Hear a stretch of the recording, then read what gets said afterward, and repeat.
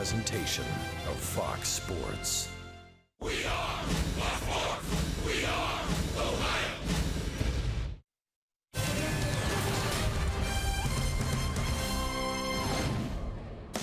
Fans coming in on this Memorial Day weekend to Citizens Bank Park. This is the middle game of a three-game series. Reds trying to make it 2 in a row over the Phillies here on Fox Sports Ohio. And hi, good afternoon, everyone, and welcome on this Saturday to Reds baseball. Along with Chris Welch and Jim Day, I'm Jim Kelch. Well, the Reds won last night, so here they are, Chris, with the teams ahead of them losing now only a game below the 500 mark.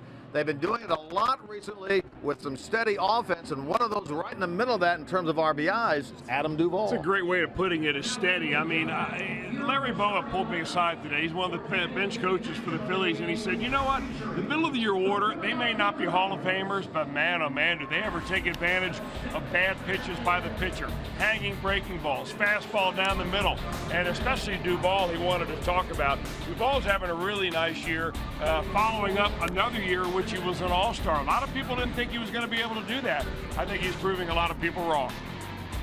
Well, let's take a look then at the pitching matchup for the middle game of this series. Bronson Arroyo goes for the Reds, and Chris, this guy is trying to get it back to where he was a little bit earlier this season. A little bit of progress every bit at a time, but for Bronson Arroyo, it's a very difficult thing to do. He's essentially relearning how to pitch. He's throwing his breaking pitch more than any pitcher in baseball right now. More than 50% of the time, you're going to see a curveball or a changeup from Bronson Arroyo. His fastball is averaging around 84 or 85 miles an hour, so being on the corners and on the knees probably more important for Bronson Arroyo than just about anybody else in the league. Now for Philadelphia, their right-hander is Jared Eichhoff. This guy won 11 games last year without a win this year. Well, he's the sole guy left, really, to try to make something out of the Cole Hamels trade when they acquired him from the Texas Rangers years ago.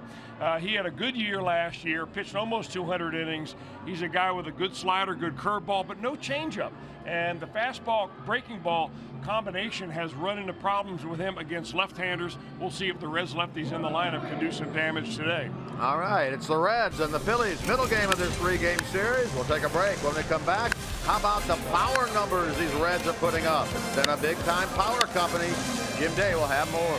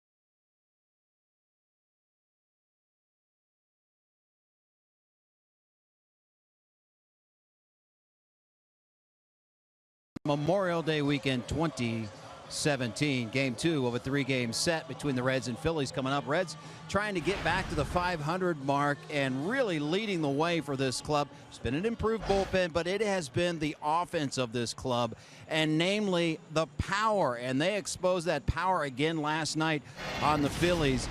Adam Duvall with that compact swing hit number 11 last night.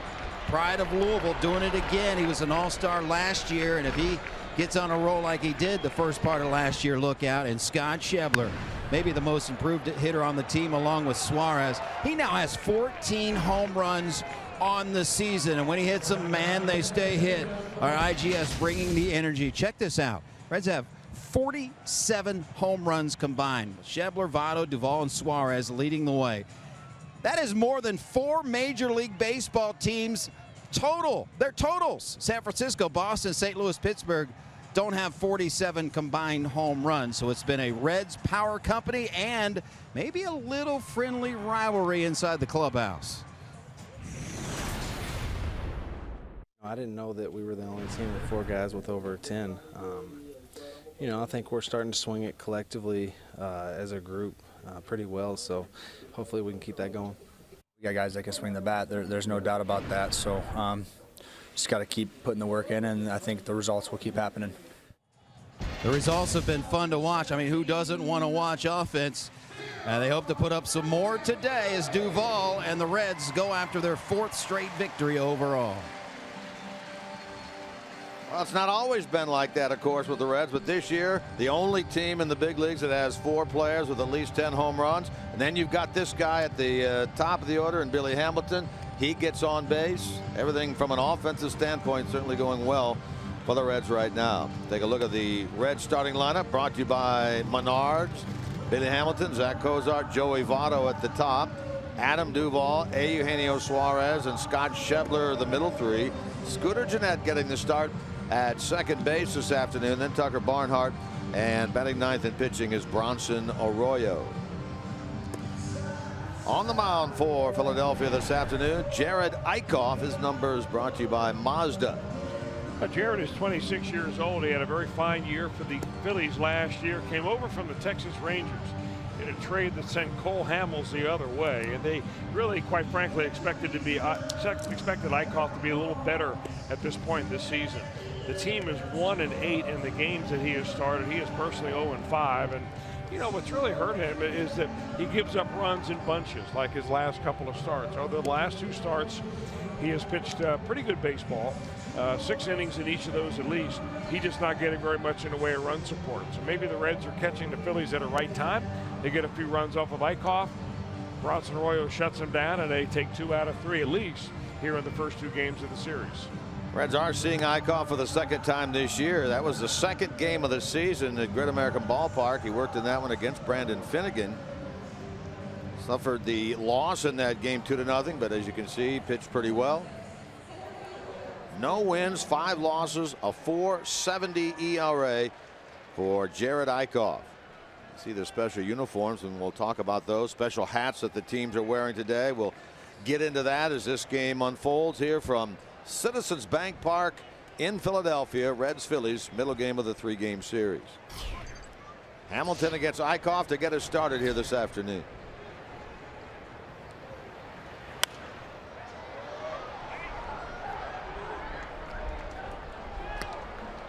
.73 degrees here at Citizens Bank Park as we get started. Hamilton at 254. Homer is driven in 16. There's a bunt. He stayed in there perfectly, and that's going to be a base hit. So often we've seen Billy try to run and bunt at the same time. This time he hung in there, bunted the ball, laid down a beauty, and he's on.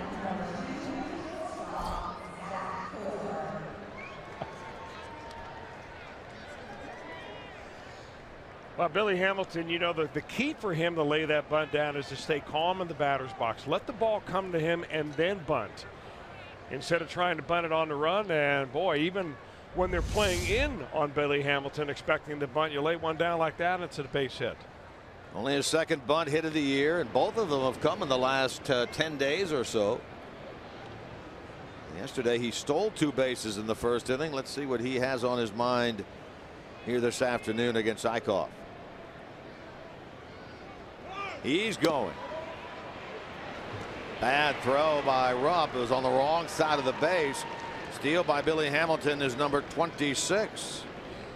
He wasted no time. Well, the pressure he puts on the defense, mainly the catcher and the pitcher for that matter, if you're long and deliberate, and Eichhoff has a little bit of a deliberate delivery to the plate, I mean, the throw has to be right on the money, and if he gets a good jump, forget about it.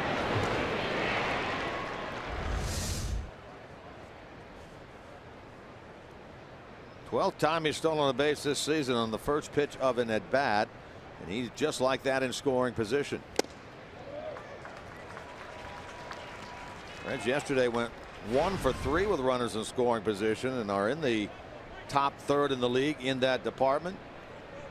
Now it's the number 5 hitter in the league, Zach Cozart, .338. A hit yesterday, 1 for 4, so he has a hitting streak going. It sits at 9. Did he go? He did, according to Todd Tishner, the first base umpire. Well, that's the put away pitch that Eichhoff has. I mean, he's got both a curveball and a slider, and on any given day, one of those pitches is going to work better than the other. It's much tougher on right-handers than he is on left-handers. Of course, right here, Cozart just trying to get Hamilton over to third.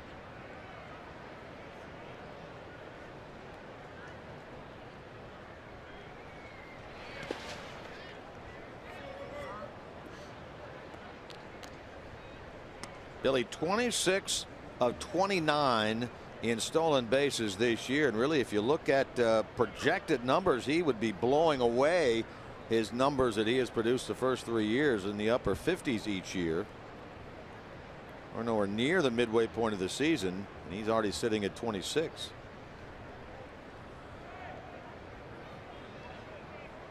Well, I mean, it's really a function of how many times he gets on base, bottom line. And if Billy Hamilton, everybody said this for a long time, could just get on base a little bit more, maybe an on base percentage of 340 or 350, you know, you're talking about a guy that'd be running all the time. Cozart unloads on one, high, deep, left field. Early Reds lead. Number 5 for Cozart. 3rd of the series for the Reds. And Cincinnati jumps in front 2-0.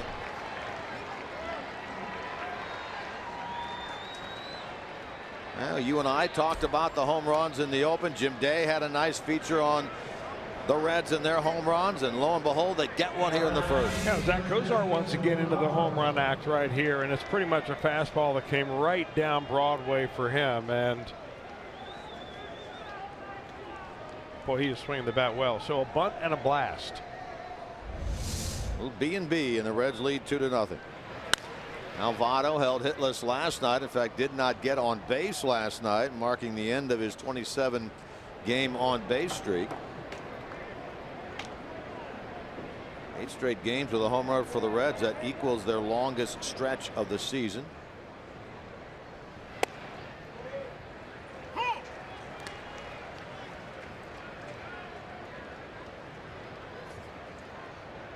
Joey last night 0 for 4, had a first inning RBI.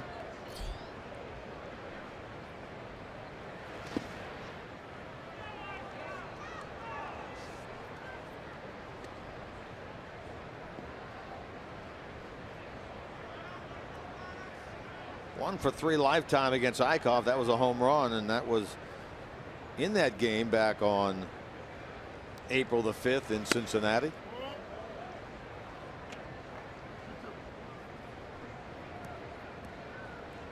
Here's a look at the special hats that everybody in Major League Baseball wearing today. 9th consecutive year that players are wearing the specially designed Memorial Day caps, courtesy of New Era. Did that get him in the foot? It did, and Votto is awarded first base.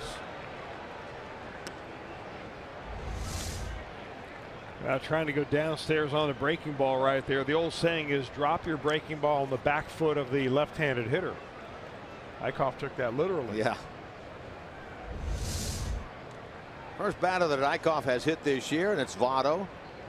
and already a quick meeting on the mound. One other quick note about the hats. The right side of the cap features 5 stars representing the 5 branches of the military.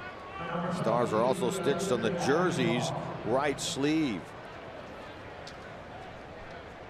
You see highlights of games today. You watch games today and tomorrow and Monday. You'll see these specially designed Memorial Day caps around the big leagues.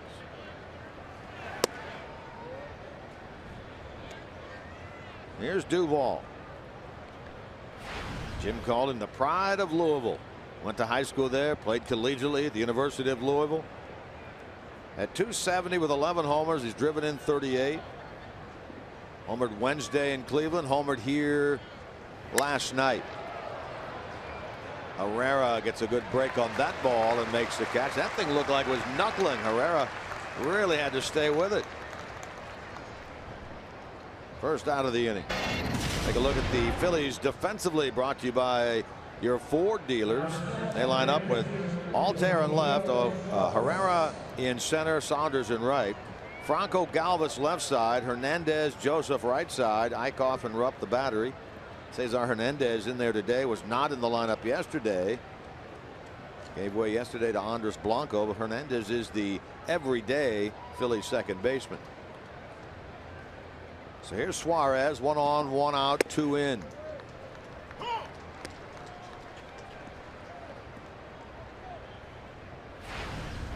At 301 with 10 home runs. A couple of hits, both singles last night for Suarez.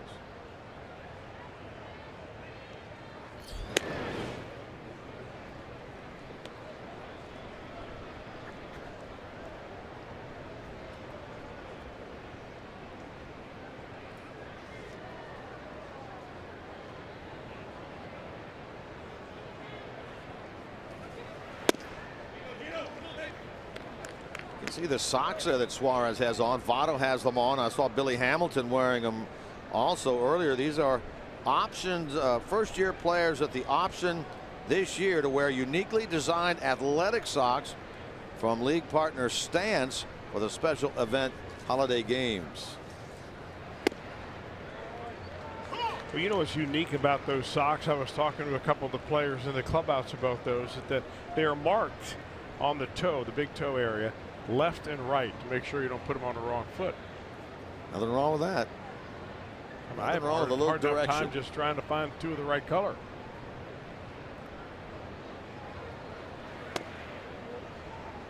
No problem in that area today.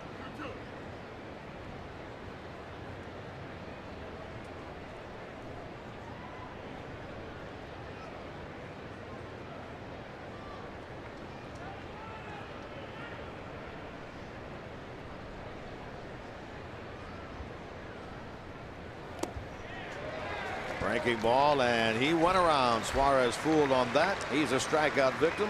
Second out of the inning. He's going to go to the breaking ball a lot, Eichhoff is, when he gets a couple of strikes on a hitter. And that's one that, you know, the scouting report will tell you that, but it's a whole different story going up there and trying to hit it or lay off of it. That was just simply a really good pitch. So now the 26-year-old out of Evansville, Indiana, Jared Eichhoff, will face Scott Schebler with a runner aboard and 2 men out. Boy, Schebler put a charge into that home run to straightaway center field in the second inning last night. And he is now tied for second in the league in home runs with 14. Along with Jake Lamb of the D-backs, Freddie Freeman of the Braves. 3 of them trailing Bryce Harper of the Nationals, who has 15. He hit his 15th last night.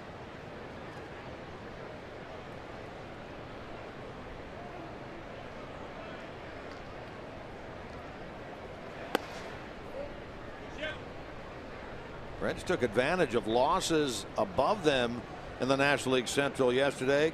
Cubs lost, Cardinals lost, Brewers lost their 5th in a row. Reds were the only team in the Central to win. So Reds right now 2 games behind front-running Chicago, game and a half behind second place Milwaukee, and a game behind third place St. Louis. Tightly bunched together. This is the second baseman. Drifting way out into shallow right. Hernandez makes the catch. to retire the side. But Zach Kozar, his 4th of the year, has given the Reds the lead here in the first.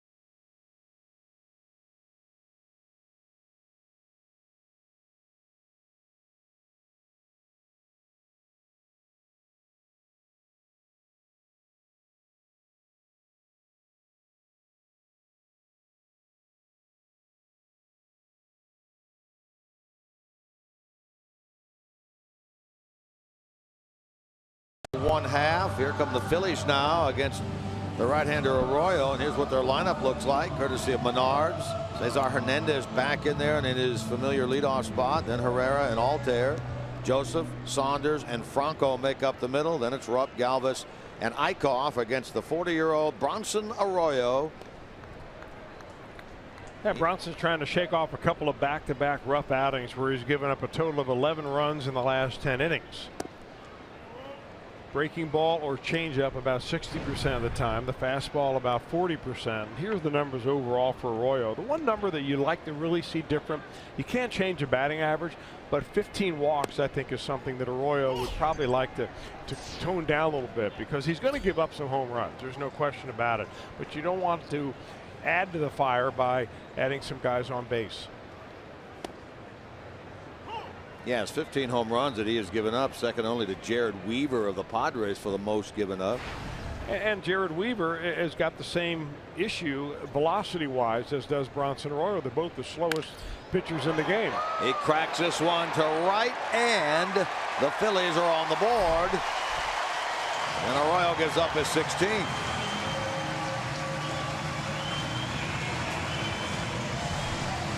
It took the Phillies to the 9th inning last night to score. They're on the board in the first here. Hernandez, 5th of the year.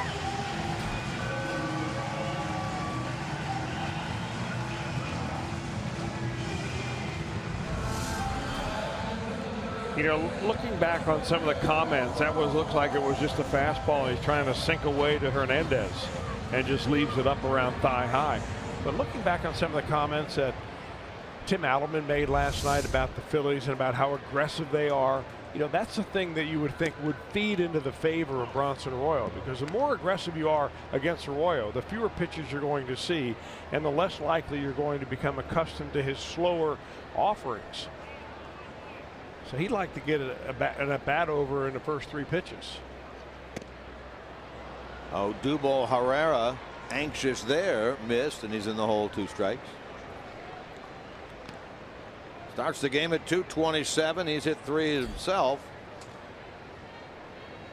He had a double in the 9th inning. It was only the second hit the Phillies had all night. Later came around to score.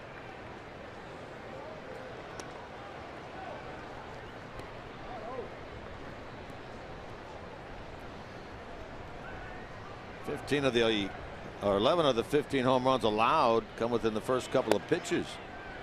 Now that really makes kind of sense if you think about it. I mean, Arroyo can't pitch behind in the count, so he's going to come right after hitters early on.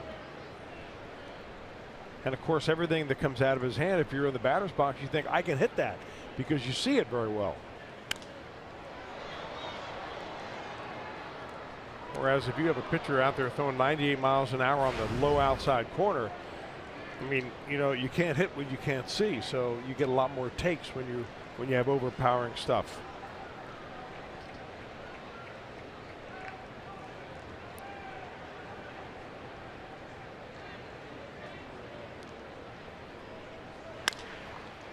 To Cozart. And that's the first out here in the Philly first. Take a look at the Reds defensively behind the Royal, brought to you by Ford. It's Duvall, Hamilton, Schebler, Suarez, Cozart, Jeanette, and Votto on the infield today. Jeanette getting the start with Peraza being given the day off. Arroyo throwing to Tucker Barnhart. That combination had never worked together until a minor league game this spring. And he's been behind the plate most of the time once the season started with Arroyo.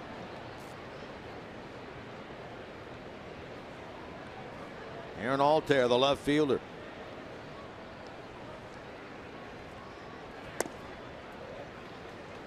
At .296 with 8 home runs. 1 for 3, an RBI double. He was the last batter to face Asher Wojciechowski in the 9th inning last night. Wojciechowski was announced after the game as starting the contest on Tuesday, the second game up in Toronto. Brian Price after the game saying he wanted to get Wojciechowski some work before that start so as to not have roughly 10 days or so between outings. Didn't work out the way they'd hoped, and in the end had to bring in Raisel Iglesias to shut the door in the ninth.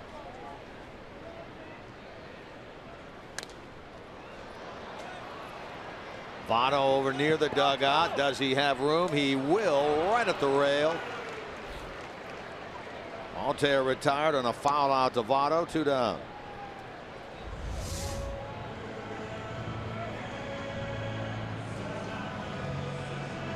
No, it was last year, maybe the year before. Memory not quite clear, but Votto went over near the stands here in Philadelphia and faked like he's going to throw a ball in the stands, remember? And then came back. He got booed royally over there by those folks. I don't think they appreciated his sense of humor. I don't either. Big cut by Joseph and a miss.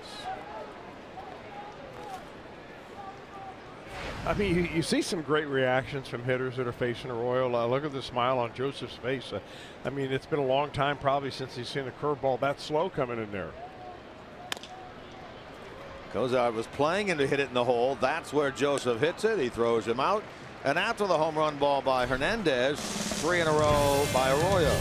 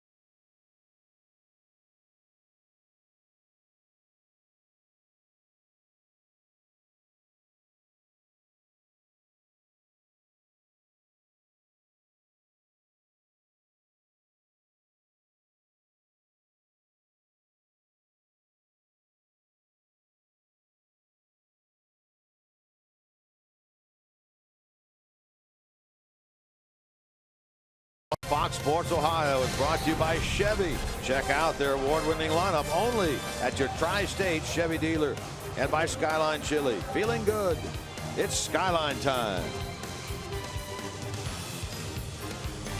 In Cincinnati, we have our Skyline Chili. Here in Philadelphia, the Philly cheesesteak. I mean, to tell you, everybody has their favorite spot here in town. Well, you can get it about on every corner. You can. So your favorite spot is only maybe a block away. Sometimes they're right across the street from one another.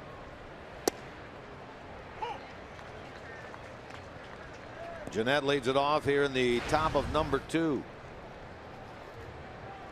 Getting the start in lieu of Peraza sitting out today at second base.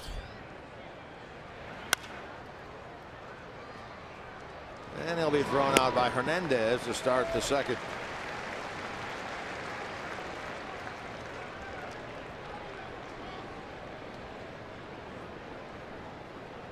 This pitcher, Jared Eichhoff, may very well have grown up rooting for the Reds. He's from Evansville, Indiana, not far from Cincinnati. Went to college, the JUCO at Olney Central College, drafted by Texas. Chris talked about the trade with the Rangers for Cole Hamels.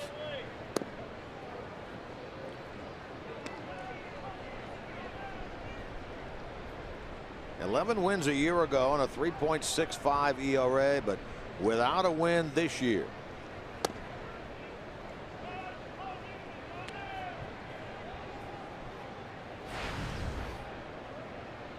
Tucker at 282 with a home run.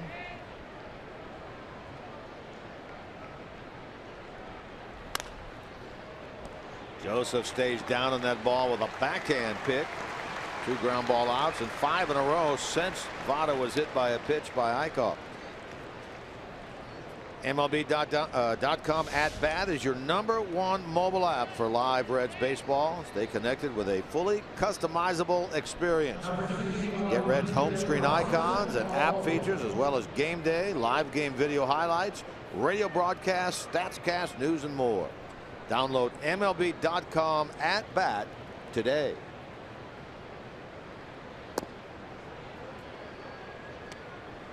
Arroyo with 2 out, nothing shaking here in the second.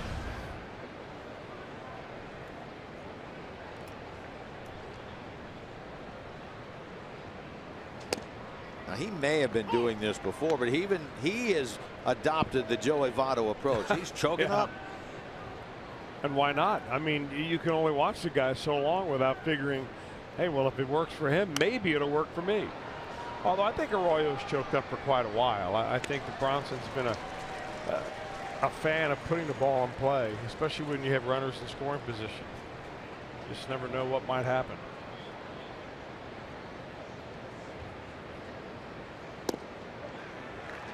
Buckled on the breaking ball. Strikeout number 2. A quick 9-pitch inning. Jared Eichhoff.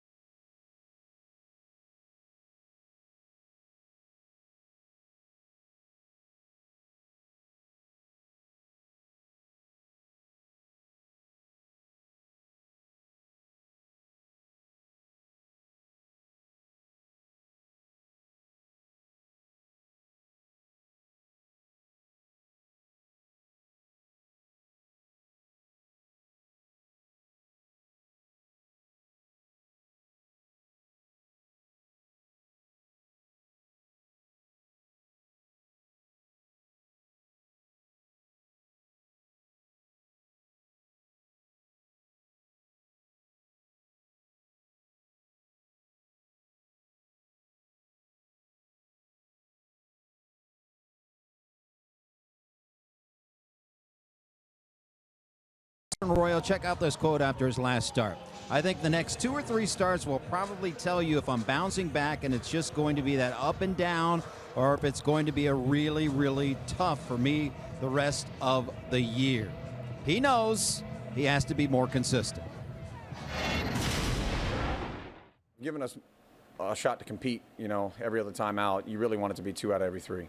Right. You want to go out there 20-something times a year and give your team an opportunity to win, and right now I'm only doing it half the time. So, you know, I'm hoping to get more consistent in the next couple of months, and you know, I can't ask for anything more than the way I feel now. I feel good.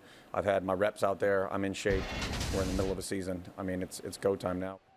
Always the brutally honest guy. He says, I have an over 7 ERA. There's no way to dance around it. That is terrible. I have to be better. Well, you're right. Thanks, Jim. He is so brutally honest with himself. You don't see guys most of the time quite as honest as he is. Well, the only people that are more honest than Bronson is with himself are the hitters. Well, that one by Saunders has tied the game. It's a second deck shot. Homer led off the first by Hernandez. Homer leads off the second by Saunders on a 1-1 pitch. You know, it's one thing about pitching in the major leagues, or really at any level, the position of pitching gives you immediate feedback.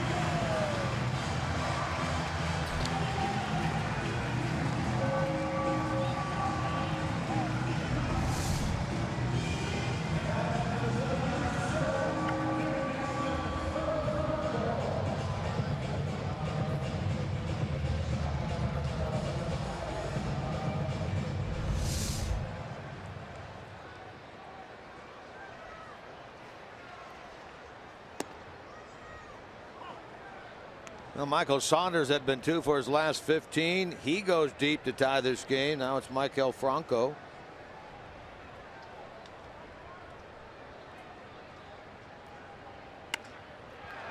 He hits one toward left center, but Hamilton going to get there and run it down. Anything that hangs up at all going to be caught in right center or left center by that man, and he runs that one down off the bat of Franco.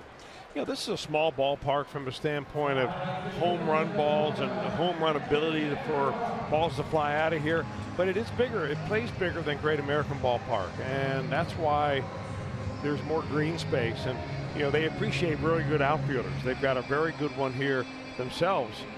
Odubel Herrera is an excellent defensive center field, and you got Billy Hamilton. So 2 of the best defensive ones in the National League are here in this series. So with 1 out, here's the catcher, Cameron Rupp.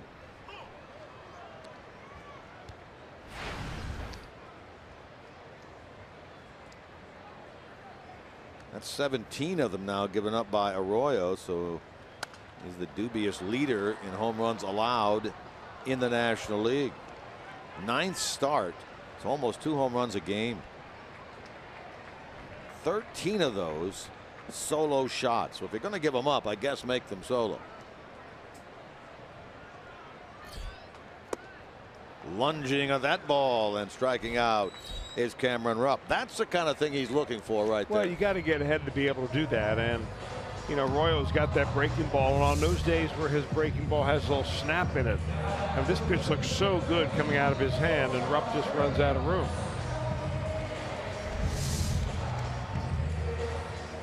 So the home run ball, now 2 out. And here's the shortstop, Freddie Galvis. You know, it always amazes me why a lot of hitters don't adjust in the batter's box when they face a pitcher as different as Bronson Arroyo. I mean, he's not going to throw the fastball by you, so why wouldn't you get way up in the batter's box and basically try to hit the pitch before it has a lot of break on it?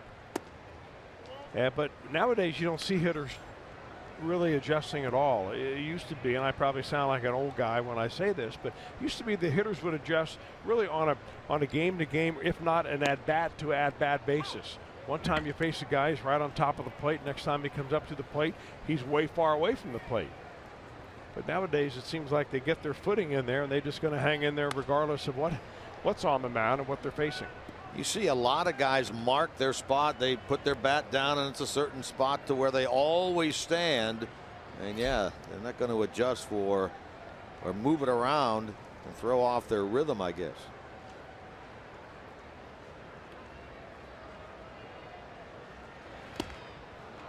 Got Galvis on strikes, 2 of them in the inning, but like the first, in the second, the Phillies get a leadoff home run.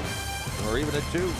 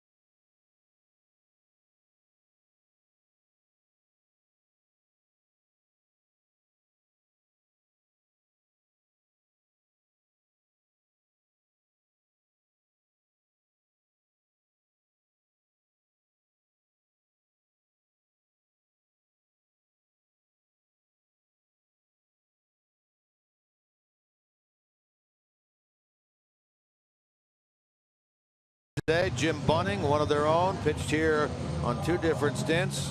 Jim Bunning passed away today at the age of 85. Our thoughts with his family and many, many friends. He, of course, went into politics after his playing days, was a U.S. Senator from the great state of Kentucky. Born in Southgate near Cincinnati. You can see he went to high school in Cincinnati at St. X, also at Xavier, where he played collegiately. And then a long big league career as well, which resulted in him being inducted into the Baseball Hall of Fame back in the mid-90s. He had a perfect game. This is in '64 for the Phillies, the only perfect game in Phillies history.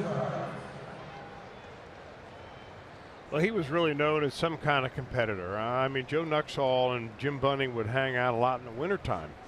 And when they would barnstorm around in a kind of put together basketball team.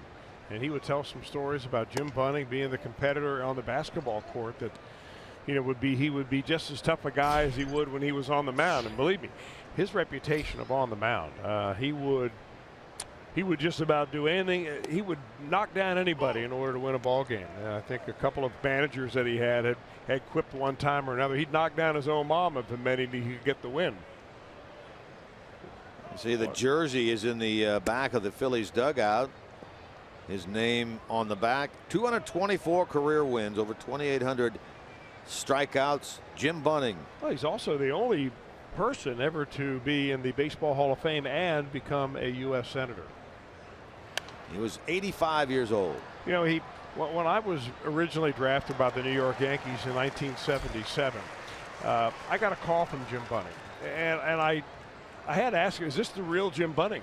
Because my dad was a huge Philadelphia Phillies fan. He was originally from over on the East Coast, and we followed the Phillies in our early years. And he having gone to St. X, and I went to St. X. He thought he had some kinship there, and he was nice enough to give me a call. And it was just a wonderful feeling that he would, you know, call a nobody like me, and we forged a brief friendship and kept in touch from time to time along the years. And just a wonderful man.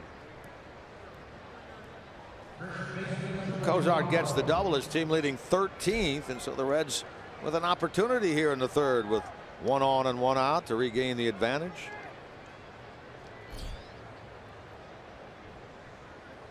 Cozart 2 for 2. Votto hit by a pitch his first time.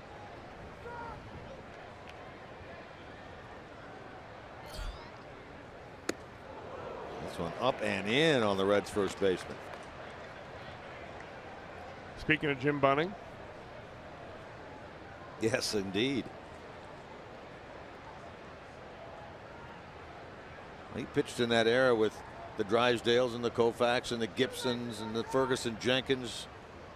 And as you said, those guys were not afraid to pitch inside. No, they weren't. And hitters accepted it. And nowadays, you know, guys, they don't take to as easily, and they'll charge the mound or they'll cause a big ruckus. Of course, back in those days, there were never warnings, and there were very rarely ejections for pitching near a batter. You know, there was a game on in the Cleveland clubhouse the other day when the Reds were there, and a couple of players were making note of the fact that the hitters were not wearing helmets. Look at that. They don't even wear helmets. I mean, those guys didn't wear helmets back in those days. And sometimes they would wear those little plastic inserts in their caps.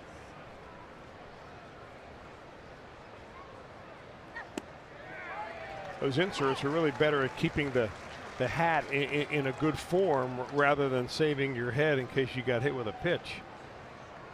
I mean, for years and years, that's what I remember Pete Rose wore. Then they went to the helmet with no ear flaps. Sometimes you see catchers still wearing those. Ultimately to one ear flap, mandatory. Some guys wear a 2-ear flap hat. Arroyo, I know, is one. Peraza is another.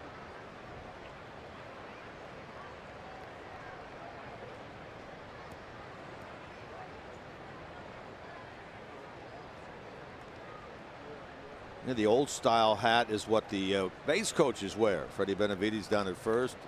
Billy Hatcher down at third. That came about, of course, because of the untimely hit in the head of Mike Coolbaugh in the minor leagues at Tulsa some years ago.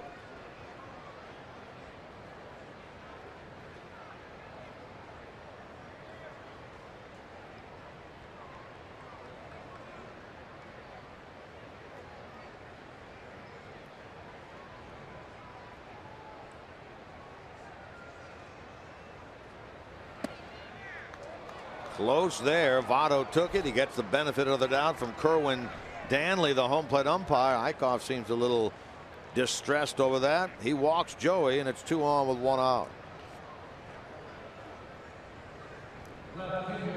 Votto very big time in the walk category in the month of May. It's 25 of them now. Now, what he's been able to do this year, he's cutting down on the amount of times he's going outside the zone to chase pitches. But on pitches that are inside the strike zone, he's much more aggressive this year. And that's a hitting coach's dream when you get that combination. Here's Duvall with 2 on and 1 out.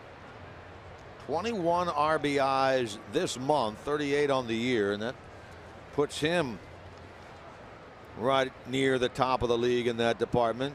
Charlie Blackmon of Colorado leads the list at 45. Reds have Votto at 39 and then Duvall at 38 in the top 10.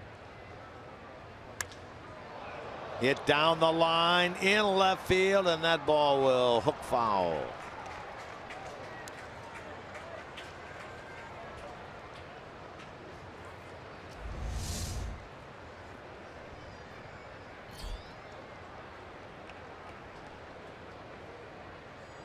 Duvall knew before anybody else.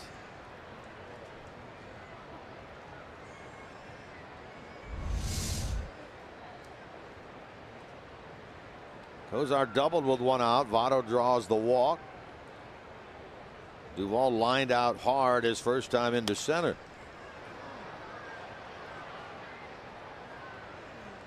And now he's at 1 and 2.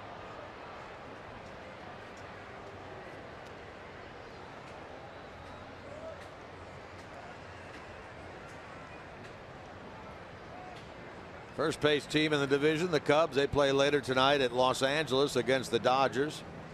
Cardinals play out west against Colorado. Pittsburgh at home against the Mets. Milwaukee underway, scoreless in the third at home against Arizona. The Milwaukee team has now lost 5 in a row.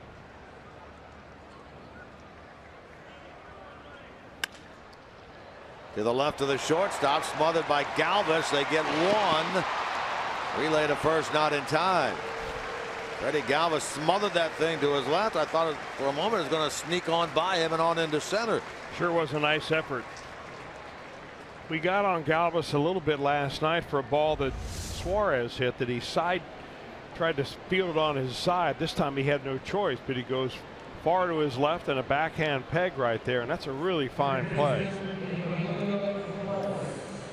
Good adjustment by Hernandez on a not very good toss from Galvis, but they get the force out on Votto. So now it's Suarez. Runners at the corners and 2 men out.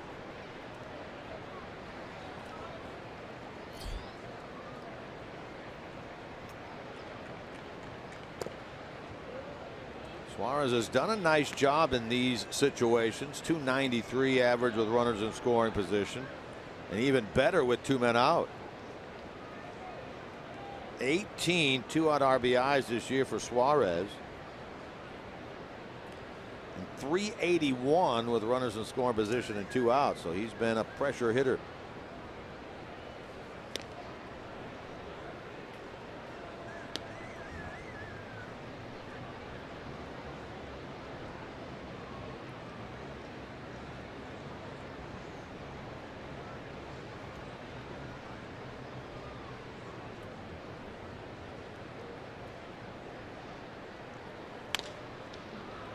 DeFranco laid back on that ball, but comes up firing and gets Suarez at first base. So the Reds leave a pair here in the top of the third.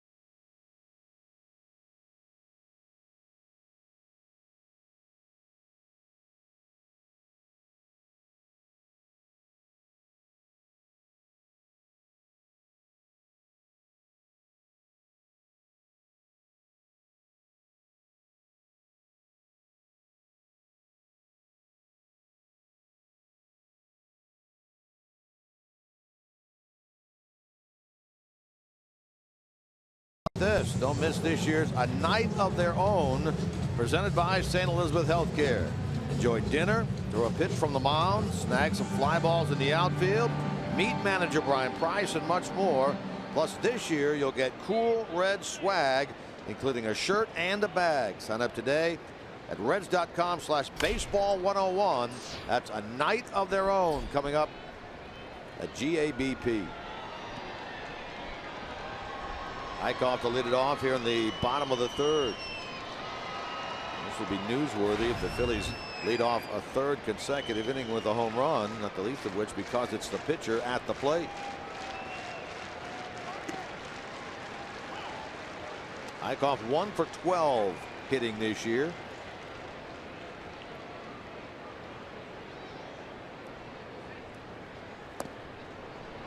And that's a strikeout, number 3 for Arroyo. Leadoff man gone.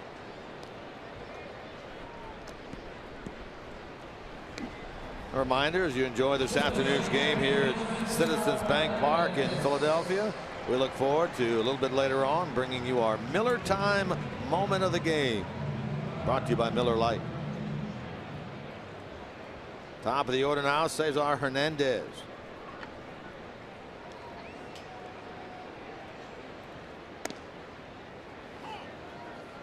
Then off the Phillies first with a home run. Second time he has done that this year against the Reds. Remember, he was the first batter of the season back on the 3rd of April. He led off the game with a home run against Scott Feldman. He does it here in this game as the first batter of the Philly first.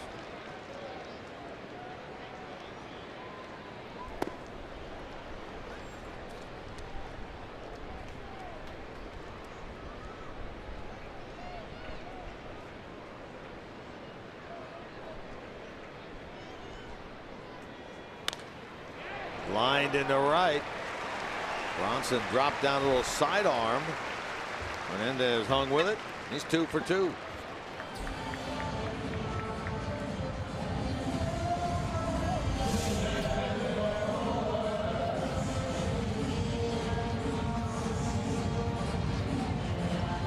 You know, the one problem with Arroyo not being able to at least get it up to about 88 to 90 miles an hour is that you really can't enforce your braking stuff.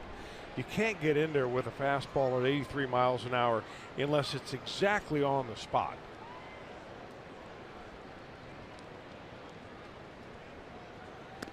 So your margin of error is much smaller when you're throwing at 84 miles an hour than you say throwing at 94 miles an hour.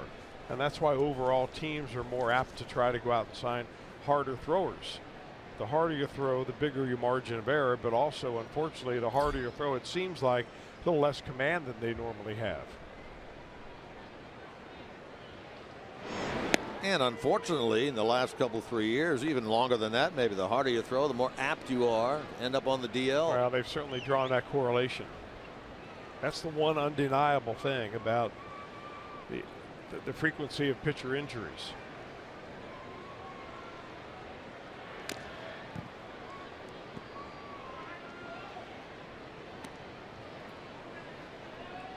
Herrera bounced out his first time. His split leans heavily toward left-handers, which is odd, being he's a left-handed hitter.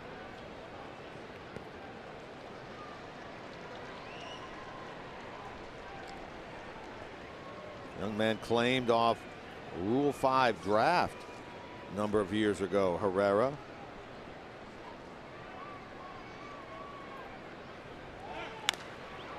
Runner going and a ball to left center. Billy, and Hamilton makes the catch. Out number 2. Hernandez retreats.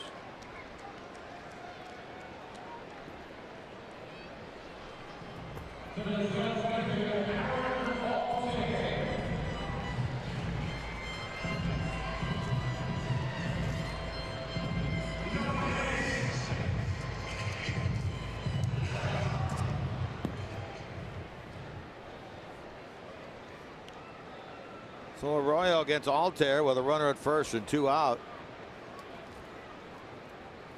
Bronson today making his 275th start as a Red. Breaks a tie with the old left-hander Joe Nuxhall for 7th all-time franchise history. Next up on the list, and not that far away, Johnny Vandermeer, 279. And also, if Bronson could get the win today, he would tie Red Lucas with 109 career wins in his Reds tenure, which would be 11th all-time. Epa Rixey, the all-time leader, 179. Also the all-time leader in starts with 357.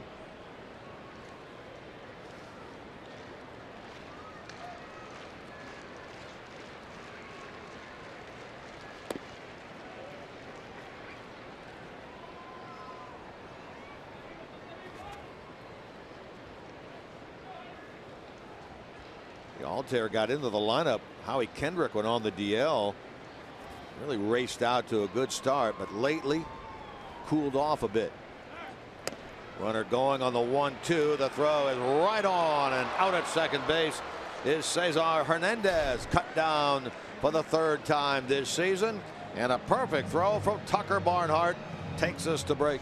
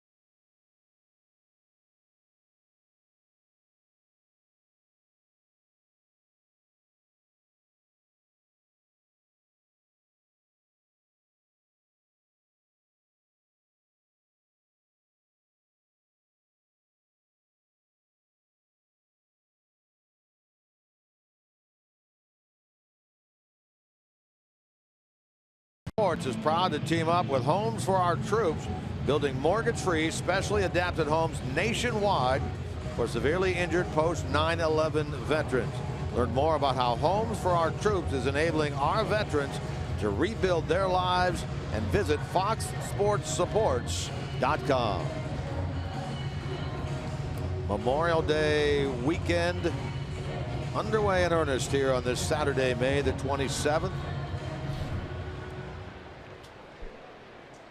Reds will actually be out of the country on Memorial Day, Monday, up in Toronto, taking on the Blue Jays.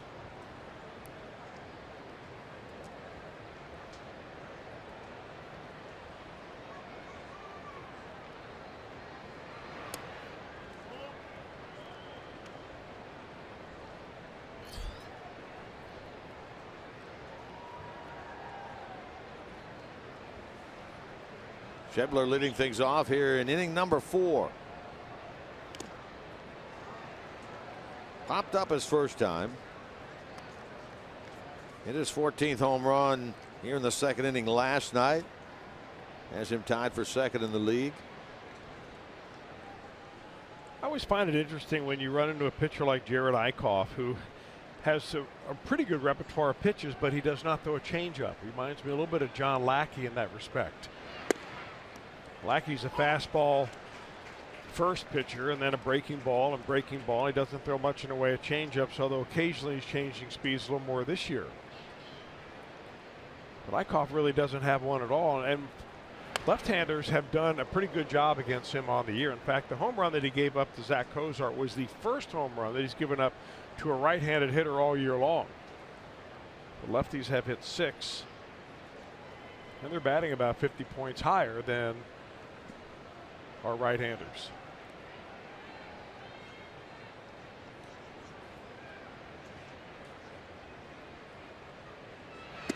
And the reason I say it is because nowadays through the minor leagues, it always seems like almost every organization is trying to get their young pitchers to learn a changeup of some sort, whether it's a circle change or a palm ball or maybe a Fosh or a split finger fastball, something like that, just to get the lefty hitter off that fastball.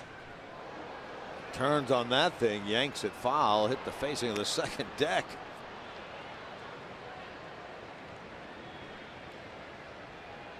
That may have bruised the ribbon board out there. Wow.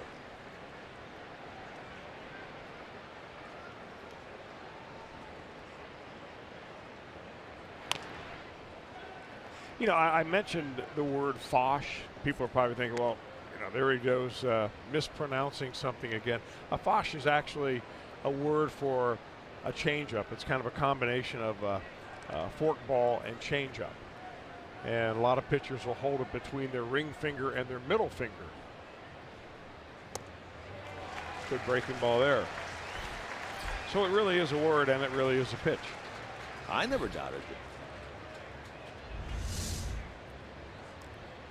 He's got a couple of different breaking balls. That's a slow version of the curveball. And boy, it's got good break on it. Here's Scooter Giannetti, bounced out to the second baseman his first time. Reds get 2 in the first and a 2-run homer by Cozart. There's a base hit by Scooter, and so he's on with 1 out in the 4th. Meanwhile, let's check in the studio, and here's Brian Giesenslaw. Gies?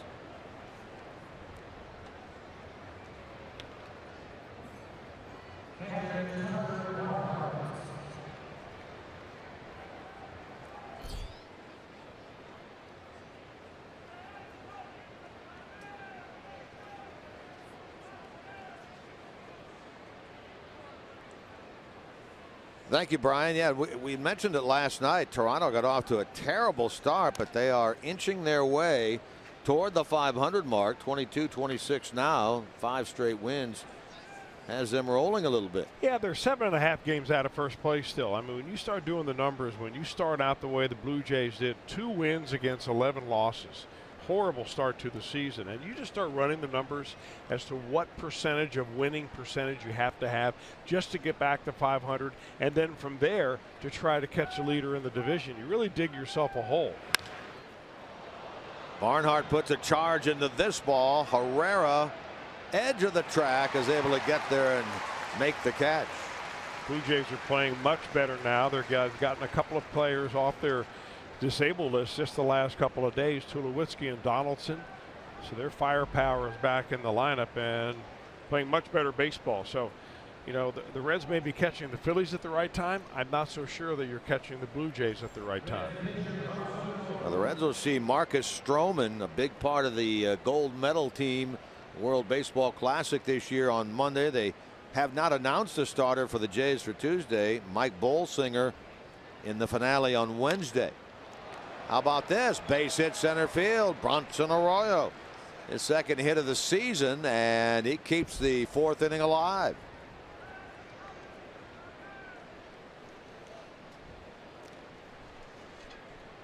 I think he got a fastball, Arroyo did, and he didn't like the looks of the Eichhoff curveball on the very last pitch he got for a called strike 3. So he figures, you know, I'm going to go up there swinging the bat here on something straight. There's the double hat, the double ear flap helmet we're talking about earlier.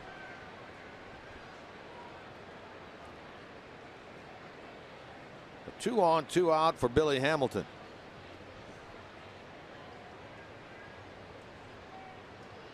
In on the grass at third is Franco.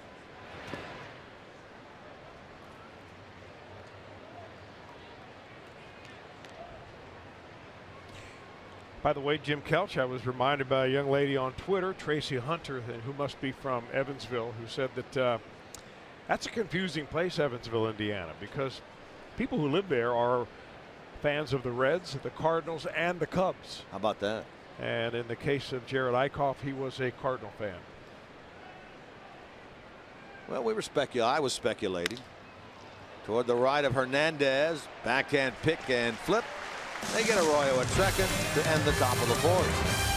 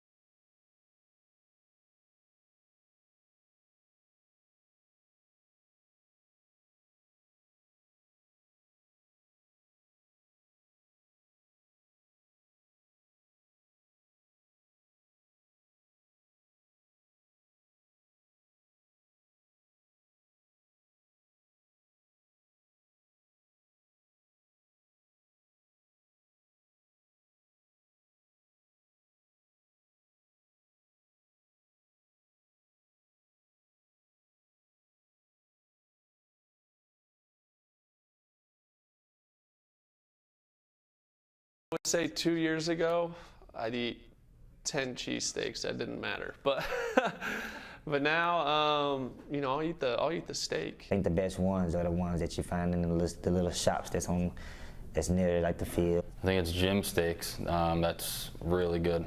I've had the Pats and Geno's in the past, but actually down at the clubhouse they make great cheesesteaks too. So I usually just crush those. Philly famous for their cheesesteaks, and I'll tell you what, in the clubhouse, famous league-wide for the cheesesteaks. They serve up in the visitors' clubhouse. In fact, on the refrigerator in the players' dining area, there is a tote board. Most cheesesteaks in 1 day, 3 days, 4 days, and 1 day. Now, name on the top are personnel, coaches, etc. The names on the bottom are the players. And look at Matt Latos, former Red, still holds the player record for 3 days and 4 days.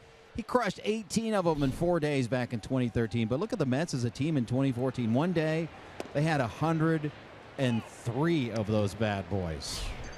cheesesteak party going on down there in that visitors clubhouse.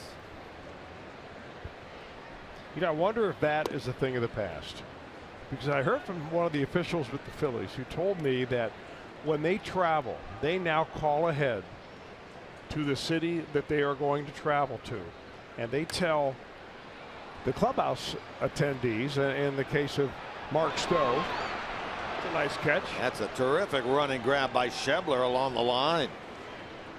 They make up a menu and they tell the clubhouse attendants in that city what they want to feed their team, and the ball club will pay for it. So what happens now is that there are a lot of players that are, you know, being fed very healthy, nutritional food, but they're still sending the clubhouse kids out to, you know, to go get some fast food or some chicken nuggets or something like that. And they have to hide in the closet and eat them.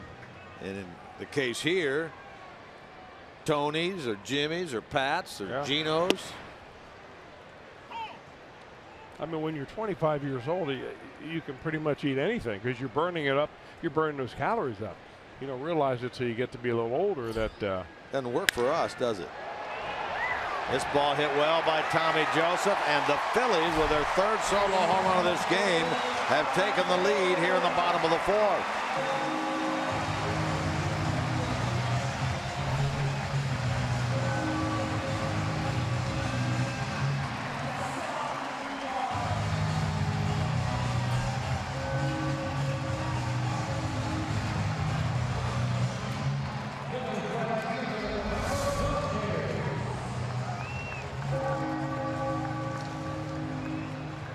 Well, the reaction of Tucker Barnhart, kind of priceless.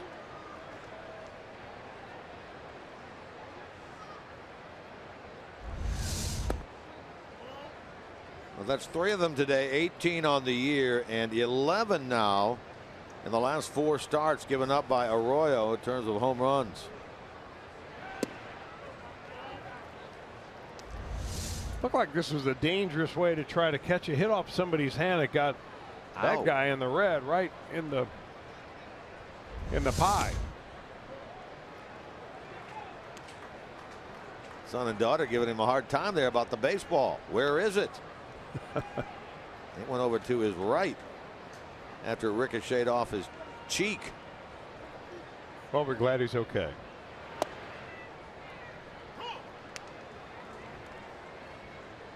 So a run in, 1 out. Michael Saunders, who homered back in the second to tie the game, at the plate here now in the fourth with the Phillies in front 3-2. This is the first time in a week that the Phillies have scored more than 2 runs in a game. They had scored 2 or less in 6 straight games until today. Well, and it's not exactly one of those games where they're mounting a lot of, you know, rallies and have runners on base. I mean, 3 solo shots. Doesn't get a whole lot cleaner than that.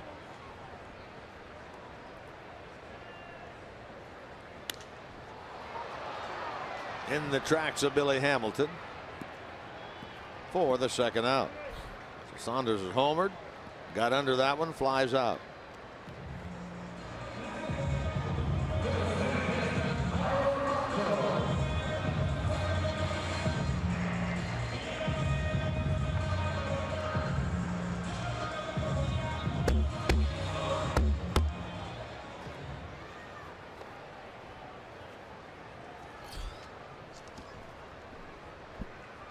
You know, one of the things that has really helped Reds pitchers, but especially Arroyo, if you keep the ball in the ballpark, is the very efficient Reds defense. They are the best defensive club in the league by a lot of different metrics. You know, they have terrific infielders. They've got very speedy outfielders. But I think one of the overlooked parts is how well the catching corps has thrown out runners. They are second in the league this year in the highest caught stealing percentage. And some of those numbers, were, of course, were before Devin Mesoraco came back. I think they've even etched up a little bit because he's throwing the ball extremely well. Only the Dodgers are better with the number of overall caught stealing. That says 11 just for Tucker Barnhart alone. The Reds have 16 overall, including the one that he threw out today. course, the Dodgers' main catcher is former Reds farmhand Yasmani Grandal.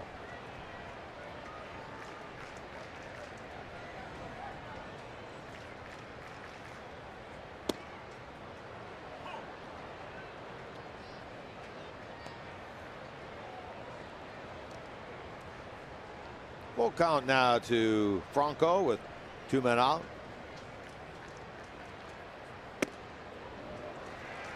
That's the first walk issued by Arroyo this afternoon. Take another look at the throw out that Tucker Barnhart had to put an end to the 3rd inning. It was a high pitch, but I mean the throw is just right there. All Jeanette has to do is field it and tag him. That's really a solid catching core. Of course, the Reds are carrying 3 catchers, although their 3rd catcher, Stuart Turner, is on the disabled list and hurt a hamstring in his last appearance. And he told me that I think he's well enough that tomorrow, I believe, that he will be heading down to AAA and meet the Louisville team in Lehigh Valley, which happens to be the AAA affiliate of the Phillies. So we can expect to get him back in the not too distant future. Are they the Iron Pigs? Is that the Lehigh Valley Iron Pigs? You're exactly right. Yeah. Interesting name. There's a lot of them like that around minor league baseball.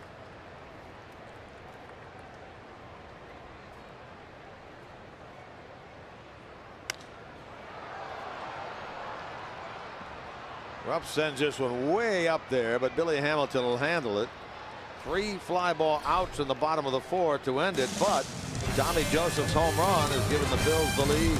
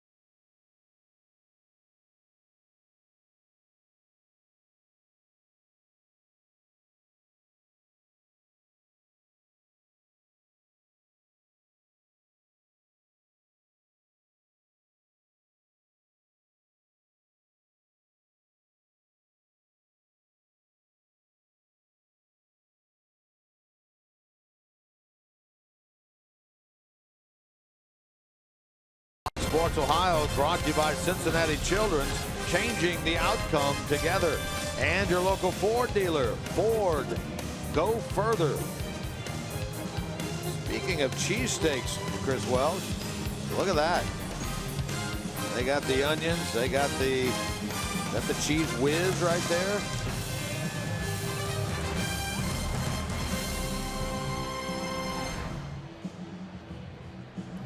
I know what the baby wants. The question is, will the baby get what the baby wants, or is it all going to Dad? Yeah, Dad doesn't want to give up even a bite of that thing. Poor girl looks very disappointed. See, she's still reaching for that thing. Obviously. I think it's in the DNA here. Yeah, a native.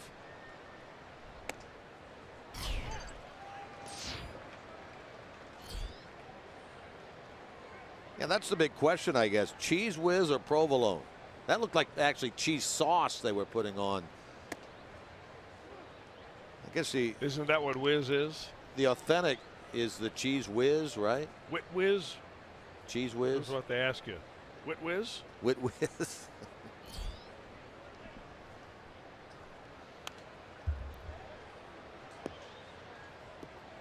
And when you order, do you say yay or nay on that? I say yay to the Whiz. I haven't had those in quite a while, but they're very tasty around midnight or later.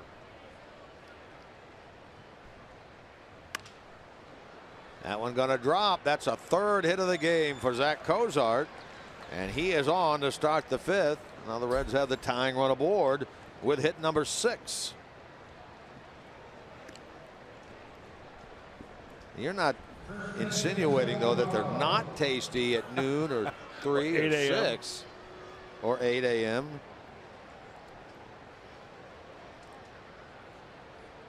Campos. You been to that one on Market? I have not.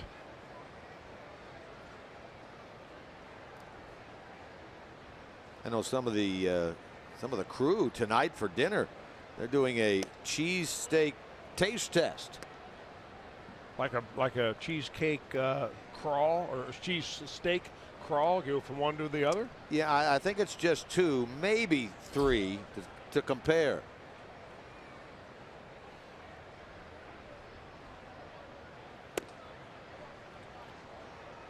When I was told that, I said, so you're going to order one in each place? Yeah. That's a lot of cheesesteak right there. I'm surprised you're not joining them. Who says I'm not?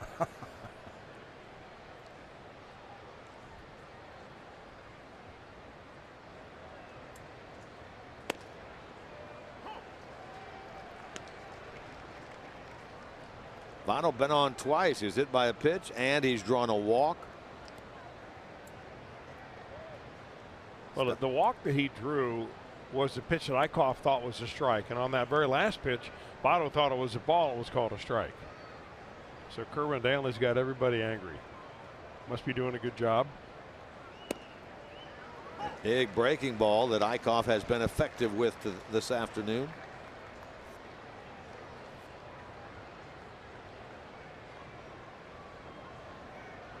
Well, you don't see nearly as many of those as you used to. I think nowadays more and more young pitchers are trying to throw harder. And the easiest breaking pitch to learn when you throw real hard is a slider rather than a curveball.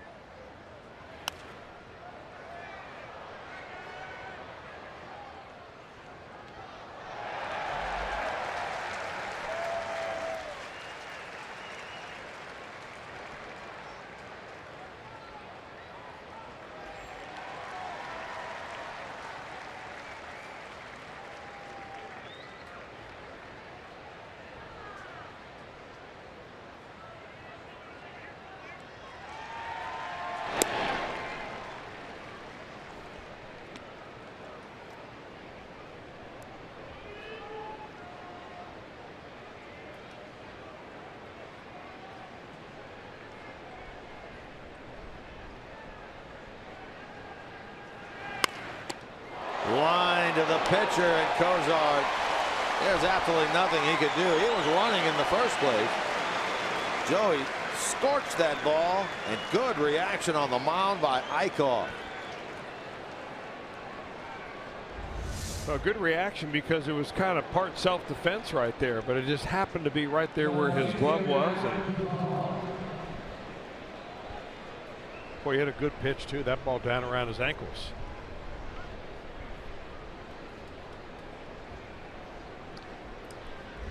A little luck by the Phillies, clears the bases with 2 out for Adam Duvall.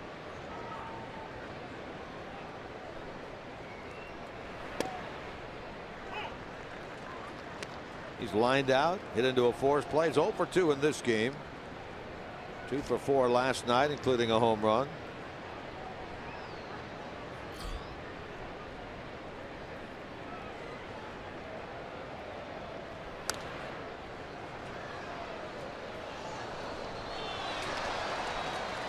Coming right into the booth next to us on the right. There was a deflection down below. Kind of a change of direction like a hockey shot.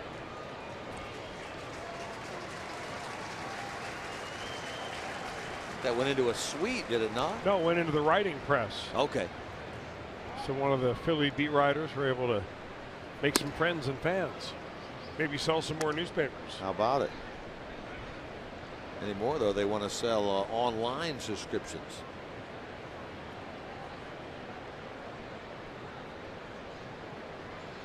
See by those numbers that Duvall does like to hit in this ballpark. Chased a breaking ball low and outside. Strikeout number 4 for Eichhoff. 0 on the board for the Reds.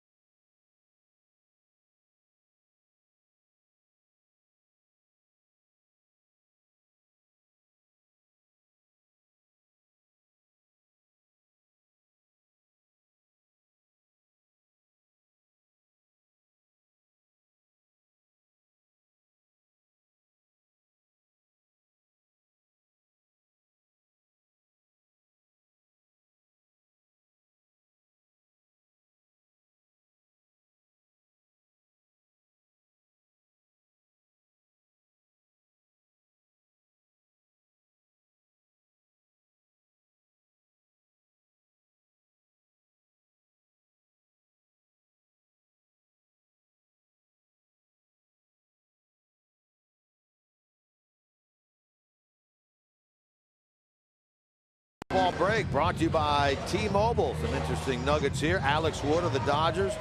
Scoreless streak now at 25 1/3 as his Dodgers beat the Cubs last night 4-0. How about Charlie Blackmon? Tops the National League with 45 RBIs out of the leadoff spot. Nomar Garciaparra set the record with 98 out of the leadoff spot back in 1997. And the White Sox signed Cuban outfielder free agent Luis Robert. He was the guy that the Reds were chasing for a while. Had hoped maybe to get him in a Reds uniform, but the White Sox are the team that he signs with.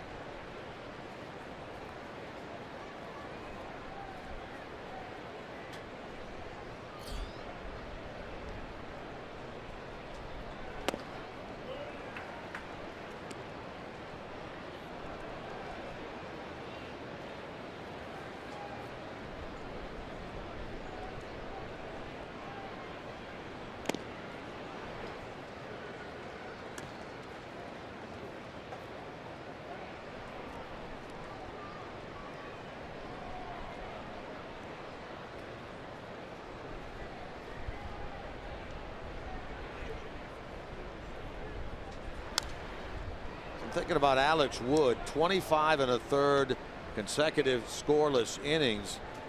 Immediately, at least for me, the thought is, well, what's the record? The record, of course, is held by Oral Hershiser, 59. He did that back in 1988. He broke the record of another Dodger, Don Drysdale, 58, back in 1968. The top two in that department, both Dodgers, and the guy who's got it going now is a Dodger.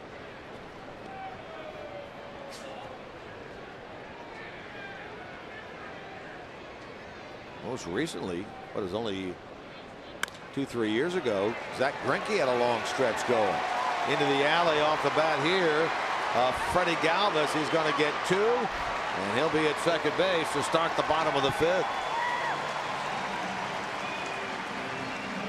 Galvis was a strikeout victim his first time up. One of 3 in a row that Arroyo had in the second and then the top of the 3rd inning. He goes right down to get a pretty good curveball. The Phillies, who own a 1-run lead, now threaten to add to that here in the bottom of the 5th. And that's going to get them moving around a little bit down in the Reds bullpen. Nobody up and throwing yet, but they begin to stretch a little bit down there, maybe in anticipation of, you know, 3rd time through the order coming up is when Arroyo has had some problems. Hitting every inning now for the Phillies in this game. Eichhoff wants to bunt it. strike one. So just to complete that thought about Greinke, more recent times, 2015, Greinke had a streak of 45 2/3 scoreless. Now, he was with the Dodgers then. Yeah, you're right. So if you were going to pick a pitcher of anywhere in baseball you think would be able to break that streak or at least put a run on, it would be a Dodger pitcher, but none of the ones we've already talked about. No. It would be Clayton Kershaw.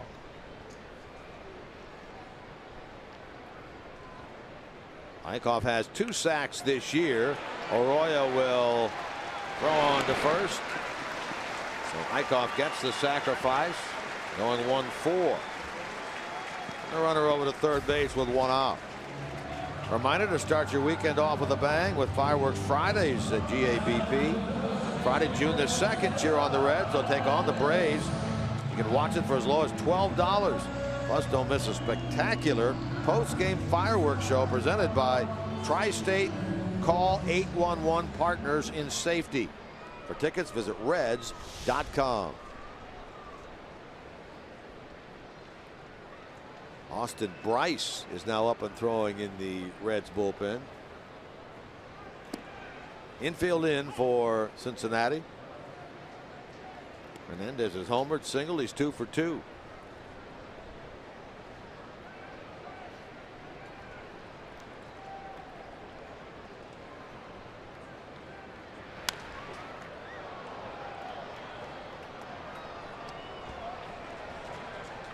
We were talking about how the batters begin to adjust when they see Arroyo a little bit. The number on your right, obviously the home runs, first time, second time, and then third time through the lineup. Well, that number really jumps first time to second time in the batting average.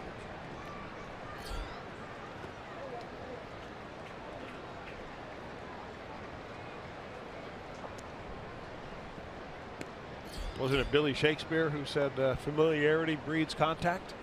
Billy Shakespeare? You may be right.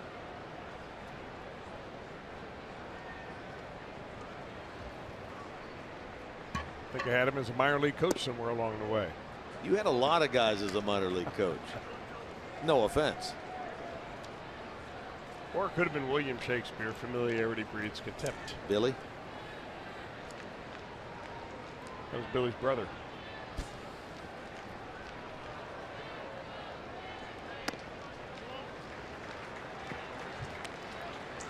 From 0-2 to 3-2. Arroyo to Hernandez.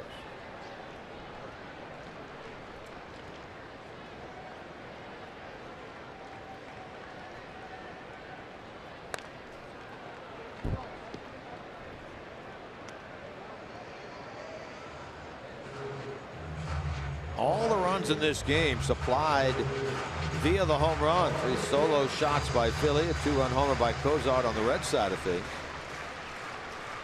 Reds won here last night 5-2, so they need a win today or tomorrow to win a series in Philly for the first time since 2006. They didn't have the early lead in this game.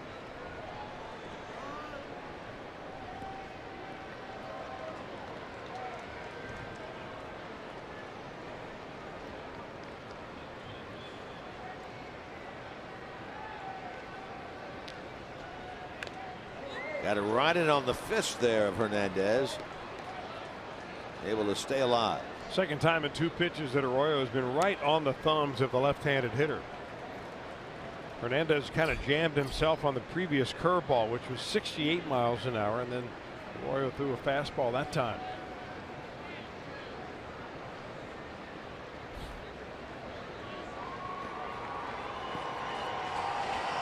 You think this is Barnhart noticing something with the approach of Hernandez at the plate?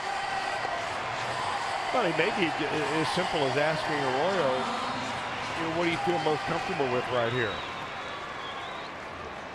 And they're going to throw the curveball. And he got him. The sidearm. Yeah.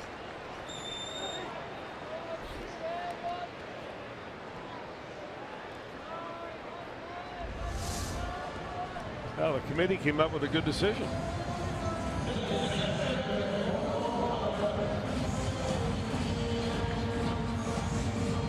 Right on the outer edge of the plate.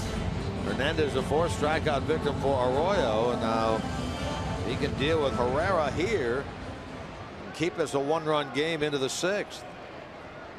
Herrera's grounded out, flied out. 0 for 2 in this game, 1 for 6 in the series.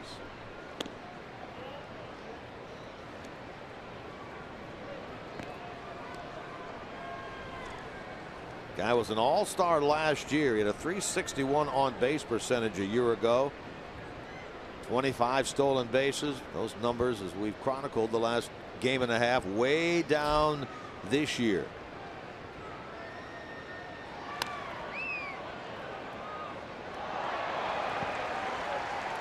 So much so that the writers and the folks here in Philadelphia were wondering about the possibility of a Herrera going down to the minor leagues. Pete McCannon said about that, we haven't even thought about that yet with him. 227 at the start of the day.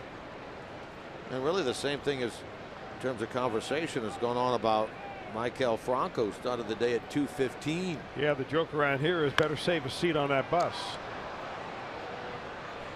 This is going to be playable for Suarez, and that's a good job right there of Arroyo getting out of that. Runner at third with 1 out. He gets Hernandez and Herrera.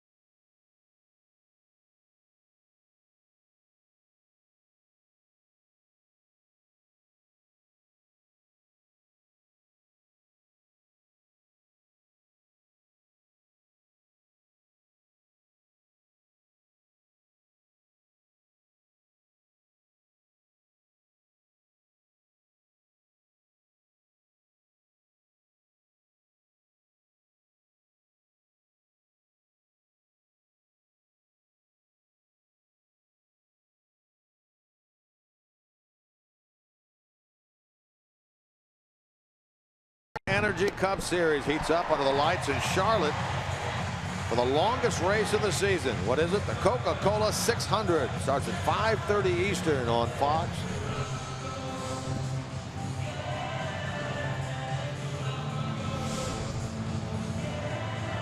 Here, Citizens Bank Park, Philadelphia. Big crowd on hand on this Saturday late afternoon start. And their Phillies leading 3-2. Reds come calling top of the 6th. Philly Fanatic, he was out there doing a little entertaining with some friends between innings.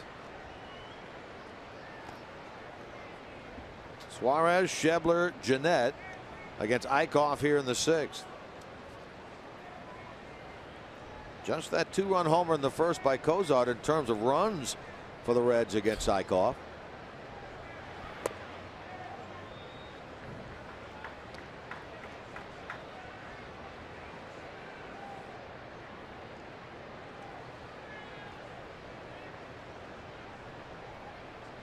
Suarez has struck out and grounded out.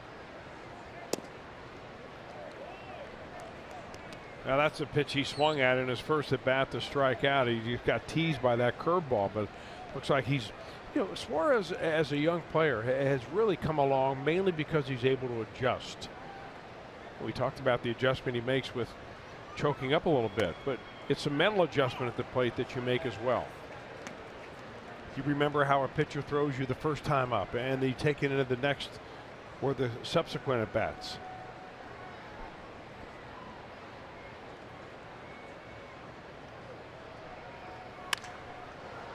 rips this ball into left, and that's down in front of the left fielder Altair for a hit. Lost the ball momentarily. The Reds get the leadoff man on for the second inning in a row. Hit number 7 for Cincinnati. Well, last night it was Suarez that handcuffed the shortstop Freddie Galvis. This time he hits the ball so hard it handcuffs the left fielder.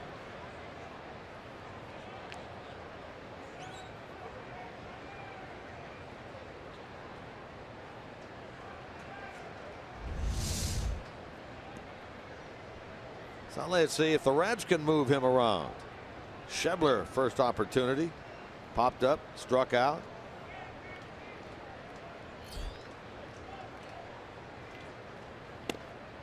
Again, Franco is in on the edge of the grass at third. Outfield playing Schebler straight away. Galvis cheating up the middle of the shortstop.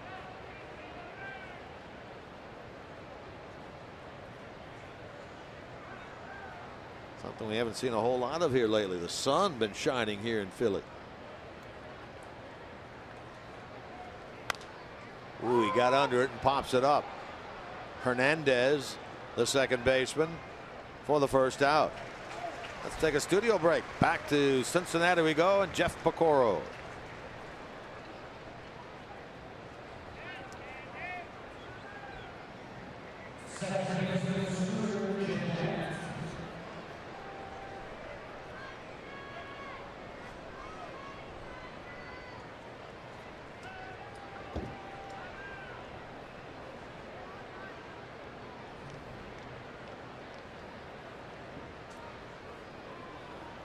Thank you, Pick.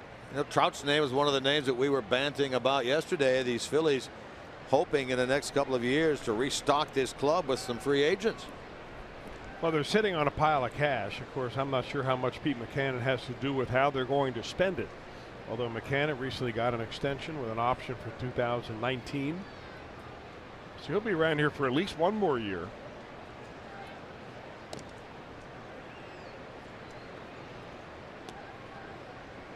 Trout started the day along with Bryce Harper, tied for the lead in Major League Baseball in home runs with 15. Trout has now jumped out in front with the 16th, as Pick was talking about.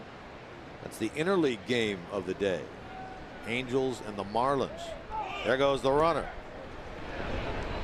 Safe at second base. You want to pick a pitch in which you're going to get a breaking ball. It makes it so much more difficult for the catcher to field and then throw, especially when that ball's down in the dirt. So Suarez, kind of a surprise attack. And this is the other part of the Reds' offensive game that you don't really hear much about other than Billy Hamilton. The ability of the Reds, very athletic team, to take advantage of some, openings in the opposition. And that time, because Eichhoff is not great at holding runners and he throws a lot of breaking balls, you take a shot at a breaking ball count, you get what you wanted. 4 steals by the Reds in this series, now 51 on the year. Second behind the D-backs in the National League, although they're very close. That one caught the home plate umpire Kerwin Danley.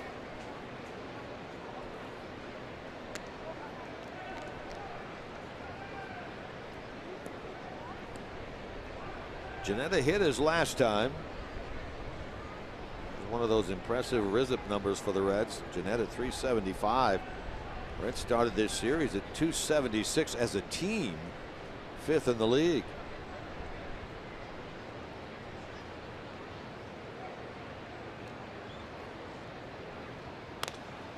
Into the right field corner on that ball, hit by Scooter Gennett, chased out there by Saunders. Suarez scores to tie this game, and Scooter Gennett gets the spot start today at a single in the 4th. Run producing double here, and we are 3-3. That's the 18th RBI for Gennett. They're really getting great production out of Scooter since picking him up off the waiver wire from the Milwaukee Brewers.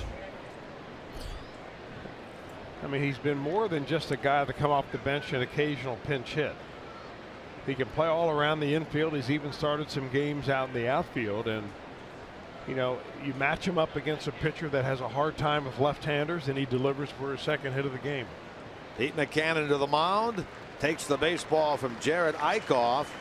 So Eichhoff, in search of his first win of the year, will not get it here on this Saturday afternoon. The Phillies will make a pitching change here in the top of the 6th. This is our Skyline Chili call to the bullpen.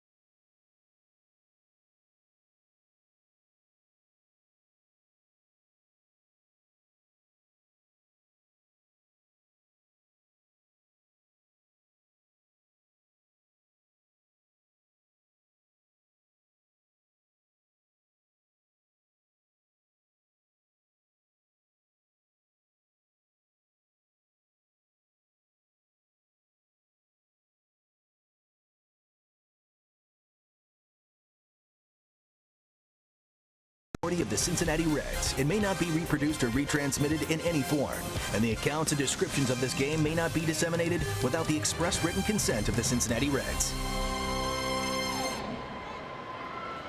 New pitcher on for the Phillies is Adubri Ramos into the game. Barnhart 0 for 2 in the contest. Runner out at second, 1 out, a run in. We're even at 3 now.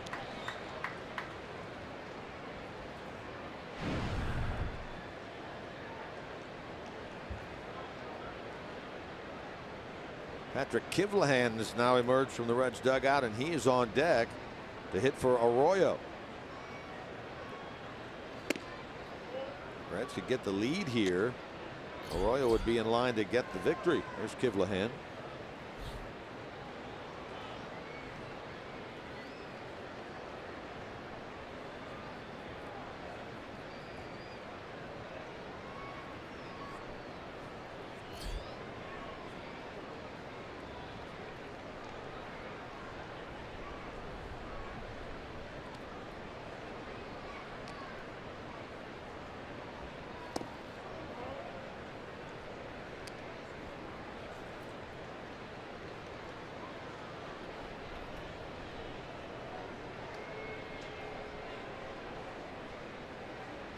Eichhoff 5 1/3, 8 hits, a walk, 4 strikeouts, a home run ball, and a hit batsman. He gives way here to Ramos.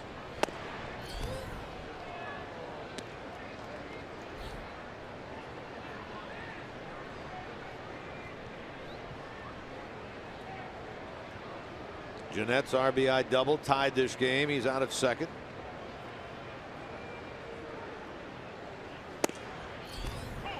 Well, that's a borderline strike. Barnhart waited, pretty confident in the fact he thought that was ball 4. They even put ball 4 up on the scoreboard. Yeah, the old 3-0 Leo strikes again.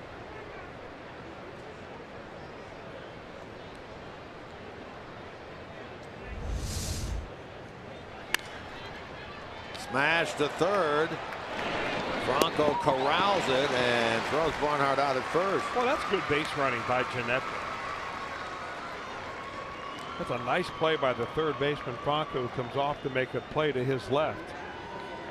But as soon as he went down and away from the baseline, or at least the path between second and third base, you know, Jeanette knew he wasn't going to be able to come up and tag him. So he just go ahead and moves up 90 feet away now. Patrick Kivlahan announced as the pinch hitter for Arroyo. Bronson goes 5. Gives up 3 runs, 5 hits. Kivlahan showing bunt. As a pinch hitter, he's 3 for 19. Overall at 227 with a homer and 4 runs batted in. Austin Bryce figures to be the new Reds pitcher come the bottom of the 6th. Again, if Kivlehan can come up with something here, Arroyo would be in line to get the victory here today. There's your go-ahead run, 90 feet away. Jeanette over at third.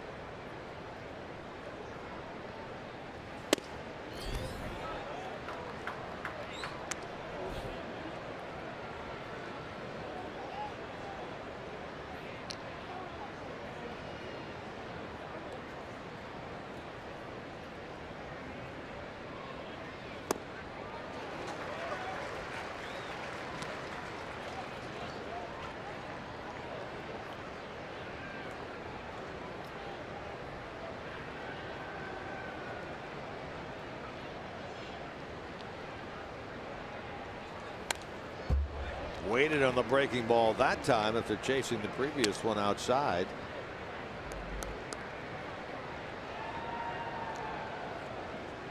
Ramos put together a pretty good year last year in his rookie year. All out of the bullpen and a 3.83 ERA, averaging a strikeout an inning, averaging a little bit more than that this year. And he's gone full.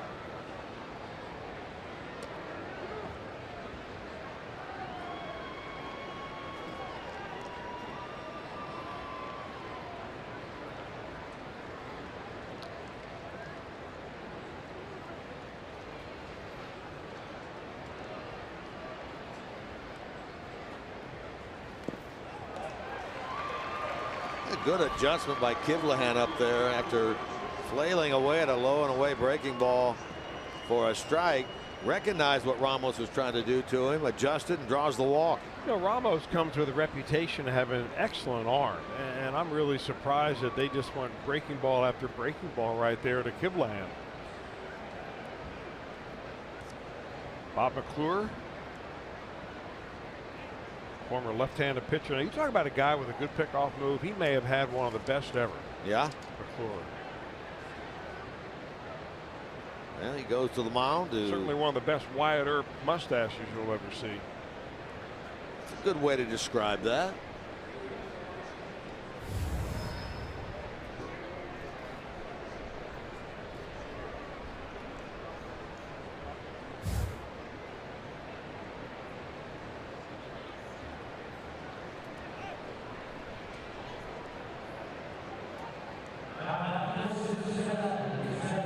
In the Phillies pen again. Austin Bryce continues to throw in the Cincinnati bullpen.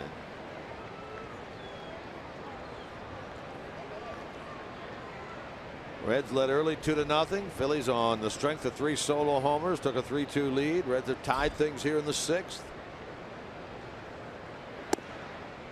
Another breaking ball from Ramos.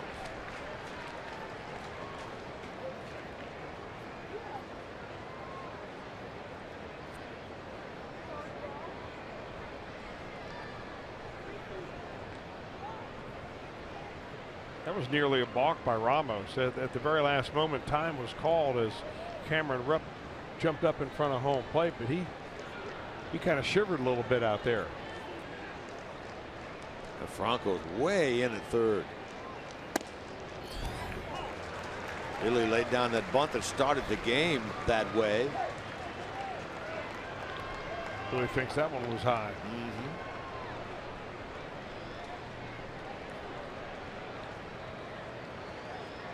Battle going on here between Ramos and Hamilton.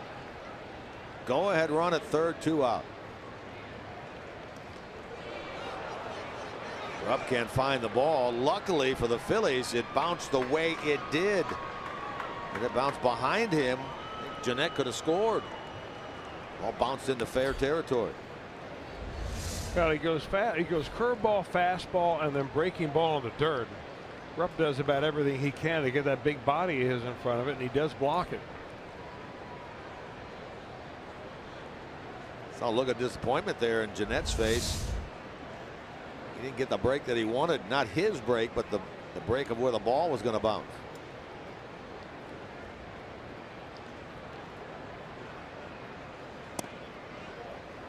That one bounces away.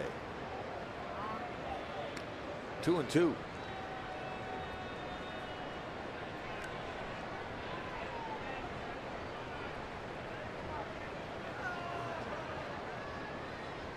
Wild pitch on Ramos on that pitch 2 deliveries ago, allowed Kivlahan to go down to second. Now a hit could mean 2 runs for the Reds.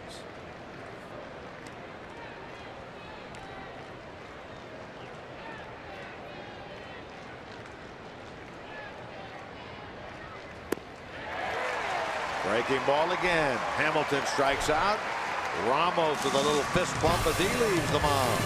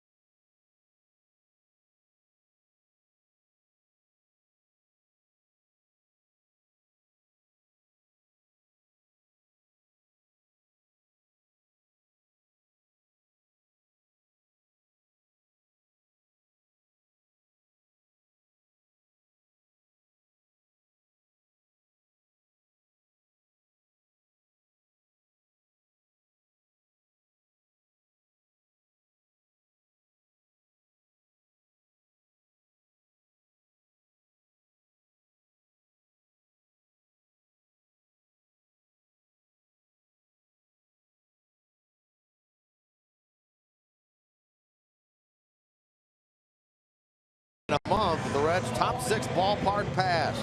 Tickets are delivered right to your mobile device, and the pass automatically renews each month, so you never miss a game. Learn more at reds.com/top6. New pitcher into the game for the Reds. This is Austin Bryce, who comes in. 8th appearance of the year. And he's been impressive, Bryce has. Look at the number of strikeouts he has, 10 to only 1 walk. He's given up a home run, very low opponent batting average. Young man that started the year out of spring training with an injured arm. In fact, he was rehabbing down in Double-A when the season got underway. But he has quickly become a go-to guy. Here you are in a tie ball game, and you're bringing him in the 6th inning. You got to have the confidence in manager for that to happen. He gets Aaron Altair to lead things off. He's been up here now about 3 weeks. Came up on the 4th of May from AAA Louisville when Cody Reed was sent down to AAA. Last time out at Cleveland, 2 innings against Cleveland, 2 innings, no runs, no walks, 2 strikeouts. Nice effort on Tuesday. He got him there. He froze him on a breaking ball on Altair. Back to the dugout. He's 0 for 3. You know, Bryce is a kind of pitcher that really simplifies things. He's basically fastball, breaking ball, and he goes from a low arm angle, so you can give right-handers really a tough time. But I mean, when he throws his fastball, it's pretty much just rear back and let it fire.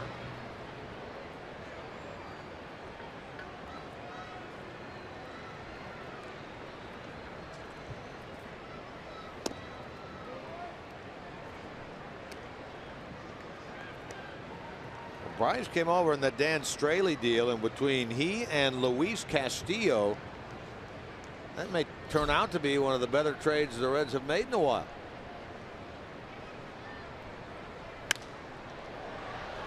Shallow center. Hamilton charging in. Billy calls everybody off, and Hamilton makes the play.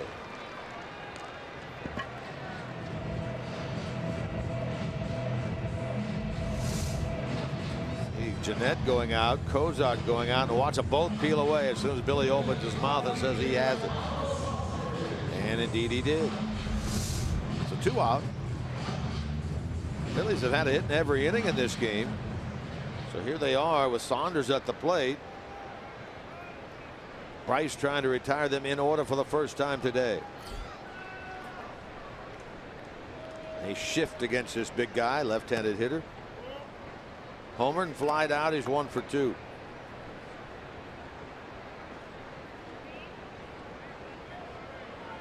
Long-time American leaguer. Saunders signed as a free agent. 1-year deal here with the Phils.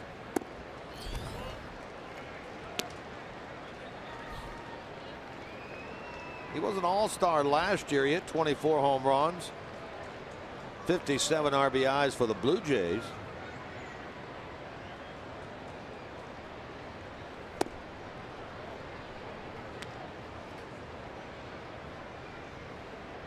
And those 57 RBIs are the most that Saunders has ever had in one major league year. He did it with 24 home runs.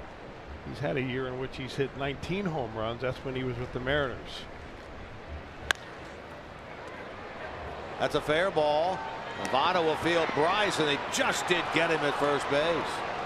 What a dandy play by Votto. Wow. Not sure he thought that was a fair ball, Austin Bryce, but he adjusted in time and gets over here for the 3-1 putout.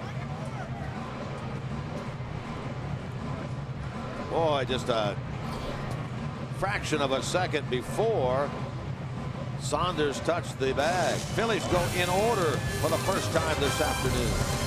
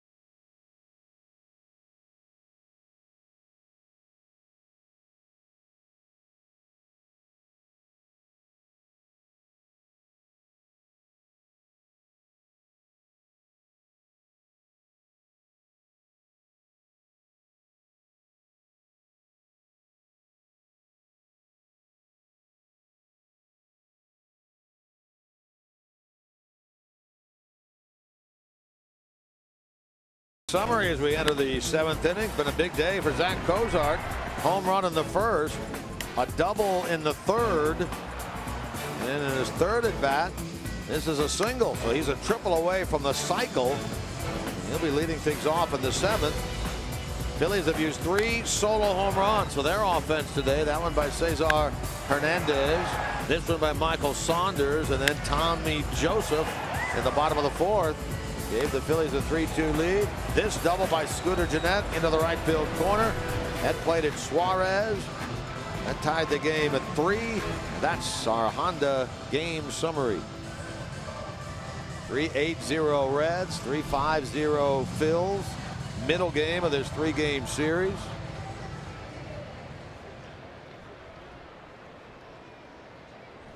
Pat Neshek is into the game. This guy has been very, very impressive.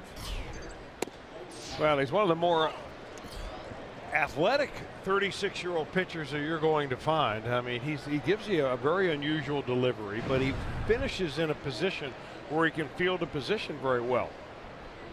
In kind of a balance area right there, and he made a tremendous defensive play the other day when he dove for a ball and showed a little athletic ability.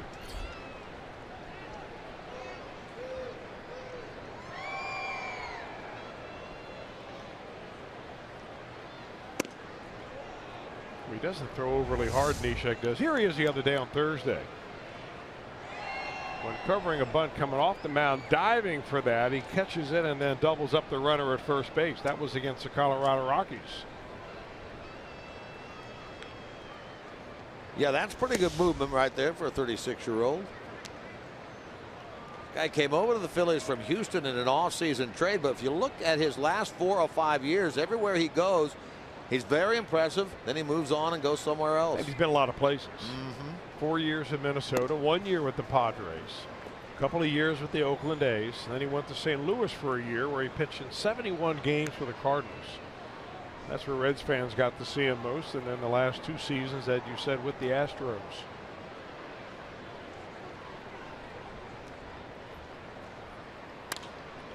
Line to left. That's a 4-hit game for Zach Cozart. And he's on to start the 7th. That would be a tough one to stretch into a triple. And that is what he is short of the cycle, right? Yeah. Third 4-hit game of his career. All 4 of his hits in this game have come with 2 strikes. How about that? You know, really what he has done is next to incredible. I mean, for a guy who is a lifetime 265 hitter, he hit 350 in the month of April. He was hitting, what, about 330 or so here in the month of May. It just seems to get better and better as the season goes on. And if you recall, it was the Reds' off-season plans to see if they can't work a deal for Kozak somewhere. Was there another team that needed him? In fact, there was a lot of rumor that when Didi Gregorius went down as a shortstop for the Yankees, and he was going to be out a month or so, that the Yankees would be outside their organization looking for a replacement. And Cozart's name came up. Now, it came up in the papers. I don't know if it ever came up in talks between the Yankees and the Reds or not, but man, oh man, this guy, what he's doing offensively this year is just the pinnacle of what we've seen from him. Now Votto absolutely crushed that ball his last time, lined it right back to the mound, and Eichhoff, who made the catch, turned it into a double play.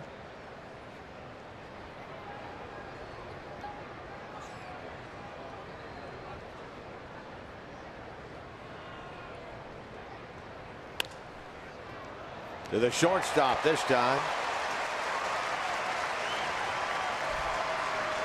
Joey 0 for 2 with a hit batsman and a walk. Back to the dugout he goes. Yeah, Joey kind of serves this one. Not a blistering line drive off the bat, but it looked like it had a chance of falling there for a hit. So 1 on, 1 out for Duvall.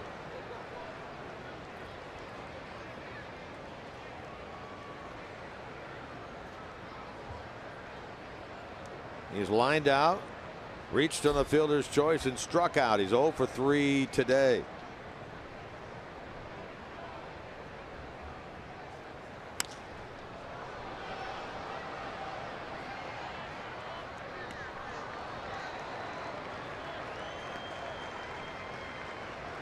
He's homered in 2 straight games. Talking about Duvall, this was a big blow in Cleveland on Wednesday. Just over that 19-foot wall that tied the game. Then here last night, that was a solo shot in the first. Helped the Reds take the early 2-0 lead in that one. Did the same thing today on a 2-run homer by Cozart. Here, Duvall quickly down 2 strikes.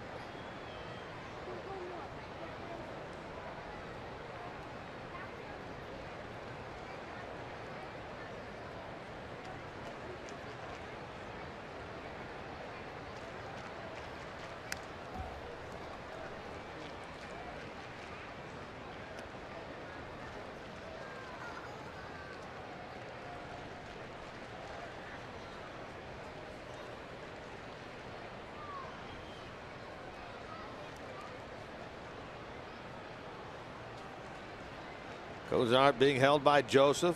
4 for 4 today for Zach. Duvall making Neshek work here. 1 on, 1 out.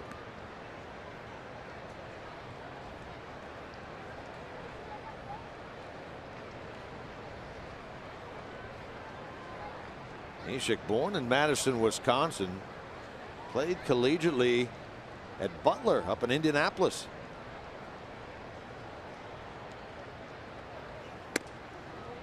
And I wonder if he developed that style of pitching from way down under when he was in college, or it's something that came along the way for him.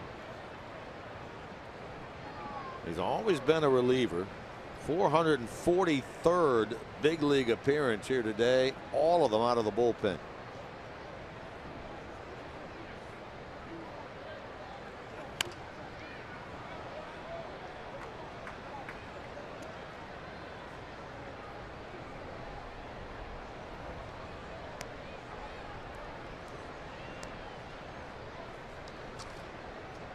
A crowd in excess of 30,000 here today, 30,100.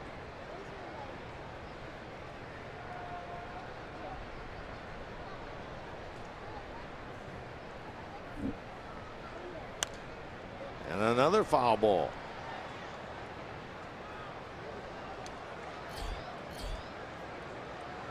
Eighth pitch at bat now for Neshek here against Adam Duvall.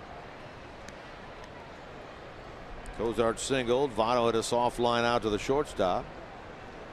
Duvall now. Suarez next.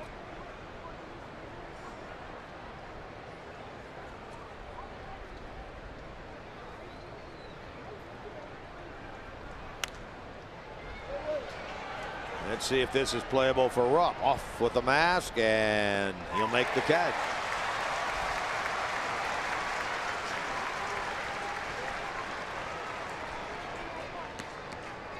So 2 out now for Suarez.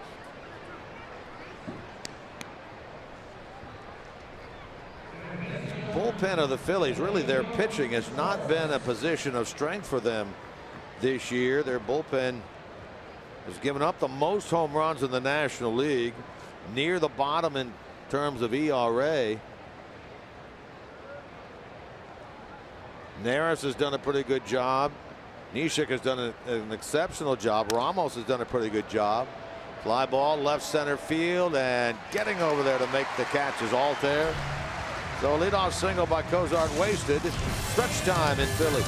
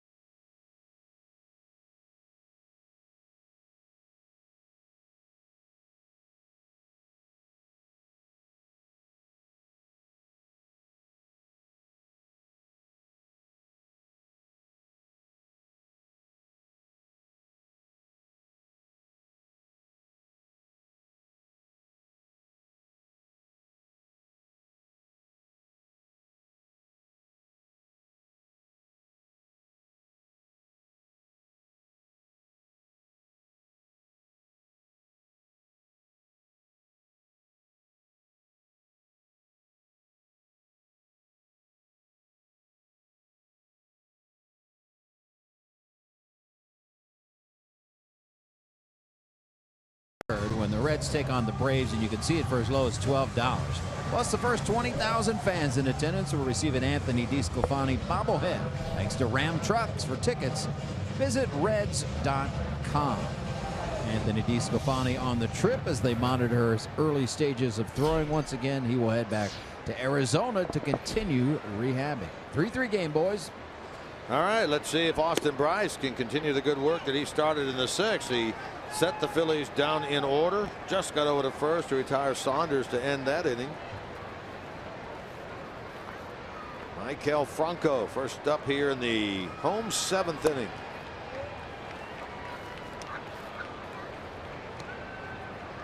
Franco, then Rupp, then Galvis, 6, 7, 8 in the order. Phillies bullpen now busy, as is the Reds. Wandy Peralta up out there for Cincinnati. You know, we made this observation in Cincinnati when the Phillies were there for the opening day series. And then again last night, if you watch the front foot of Maikel Franco, I mean, he's just looking to jerk something out the left field. You watch as it goes towards third base a little bit. That's why the Reds are trying to consistently pitch him outside. Got a check swing strike there, and Franco reacted in disbelief, threw his head back. Now 2-2. I mean, this foot is just going to, the one up in front there is just going to be going pretty much towards the shortstop rather than towards third base, but still leaves himself susceptible to step outside. That's where Bryce took him that time, but he laid off.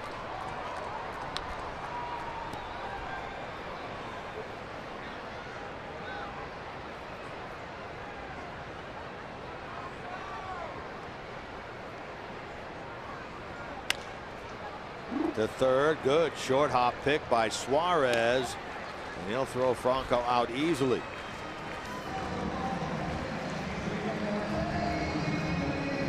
Joaquin Benoit is the right-hander throwing in the Phillies bullpen. Wandy Peralta in the Reds pen. Meanwhile, Bryce, 4 faced, 4 retired. There's the respective bullpens. Benoit on the bottom, Peralta on the top.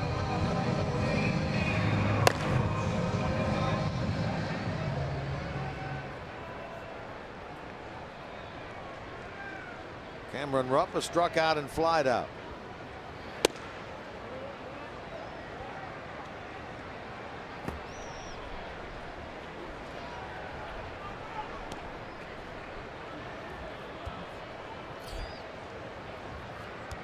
They've almost doubled the hit total of the Phillies today, 9-5. Runs are even. To right field, playable for Schebler. Rupp gave it a good ride, but caught by Schebler on the track. 2 out. Now Freddie Galvis. I mean, clearly, Chris, when the trade was made, Castillo and Bryce came over from the Marlins for Dan Straley. It was Castillo that everybody was focused on. I don't know how many people other than the baseball folks of the Reds knew what they had in Austin Bryce, but we're learning quickly. Well, they thought that Bryce, you know, given his experience and age, would be closer to the big leagues than Castillo. They think maybe Castillo down the road has a very high ceiling. But Bryce has been, I mean, the guy's just unflappable out there. 6 up, 6 down, over 2 innings worth of excellent relief work for Austin Bryce.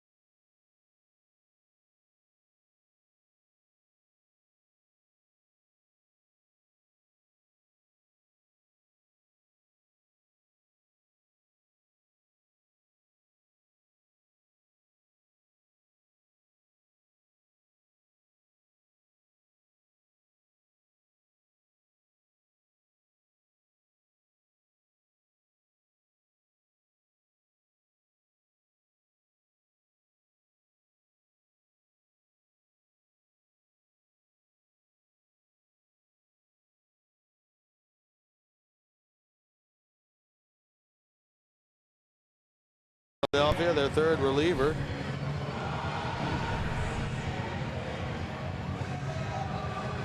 Well, they expect a little bit better performance than they have gotten out of Benoit, especially from the walk department. He has walked 12 batters in 21 games, struck out 17. They really thought when they went out and signed a couple of veteran relievers that the bullpen would be one of the strengths of this ball club. Schebler will lead it off against the veteran Benoit.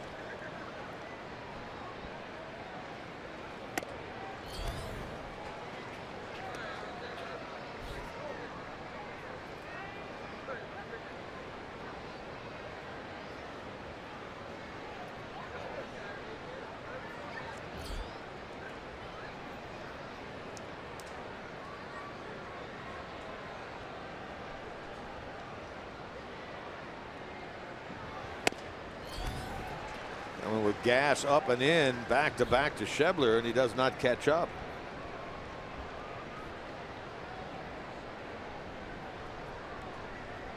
This guy's been around a little bit, long time with the Texas Rangers, early in his career, back in his mid-20s as a starter, but out of the pen since '06.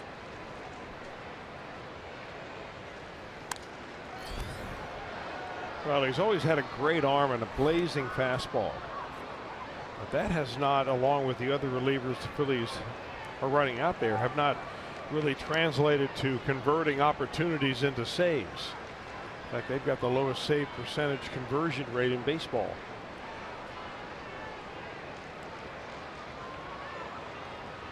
That's trying to get something going here in the 8th. Schebler pops it up against the shift on the right side and handled by Hernandez. Here's what we're talking about when we talk about the Phillies bullpen. Not been very good this year.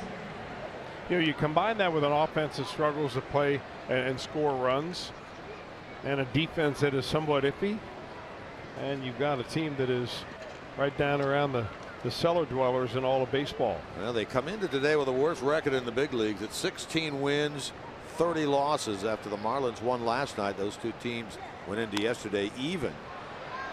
And make no mistake about it, this is a big market. There are nearly 6 million people that live in the Philadelphia metropolitan area when you include, you know, parts of New Jersey and the surrounding suburbs and so on. So it's a big time, big city, big media market.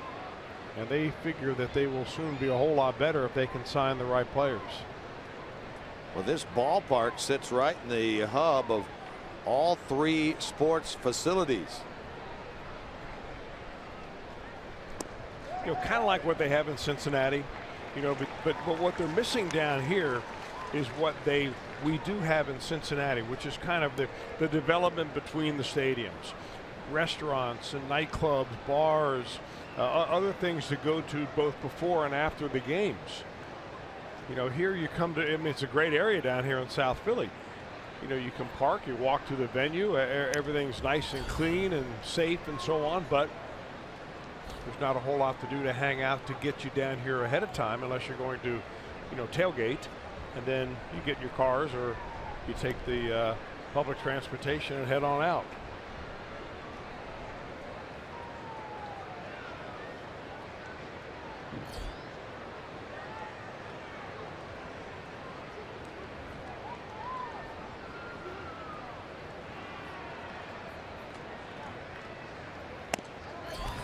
Jeanette strikes out.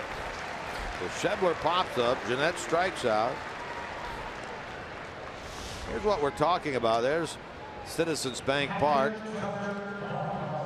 They also have the basketball hockey arena, the Wells Fargo Center, home of the Flyers and the Sixers. And the football field, all within the same footprint. It's a beautiful stadium. This is one of my favorite ballparks to watch a game in.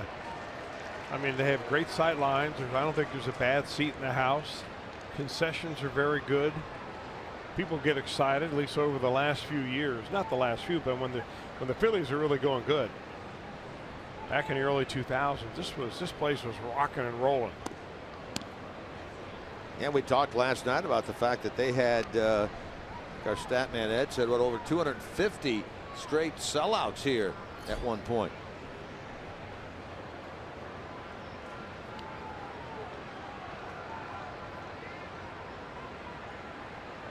A good crowd today, over 30,000. 10 more than they had here last night. Cued it off the end of the bat.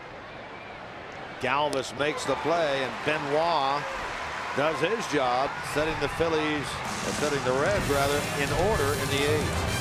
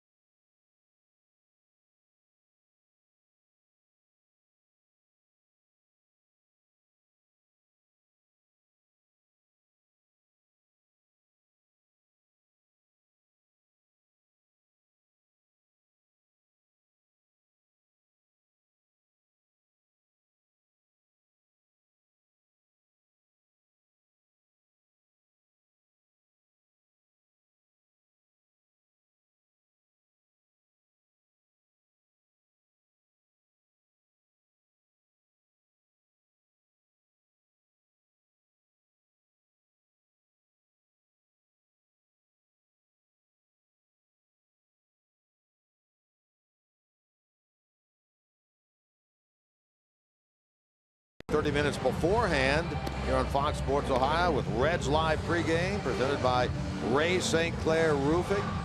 1:35 game, 1 o'clock with Reds Live pregame. Scott Feldman will be on the mound. What a great job he did his last time out against the Indians on Monday.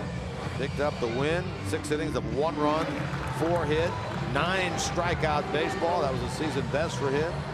He's a feast or famine guy, it seems like. Well, he came off a bad outing to pitch very well in his last start, but he really had a good curveball working in that ball game. He will face Zach Eflin tomorrow. Eflin looking for his first win of the year.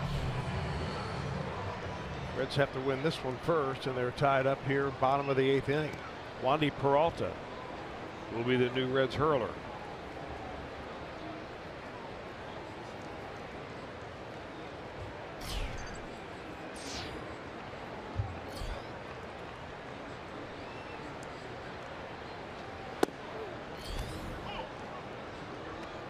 Well, you really can't say enough about what Austin Bryce has done since he has come up here from the minor leagues. I mean, he has given the Reds exactly what they needed in the middle of the ball game, pitching scoreless 6th and 7th innings, 6 up and 6 down.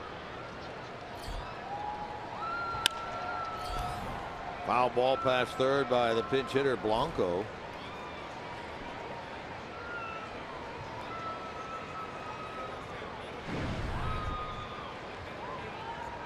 Wandy's 2.75 ERA.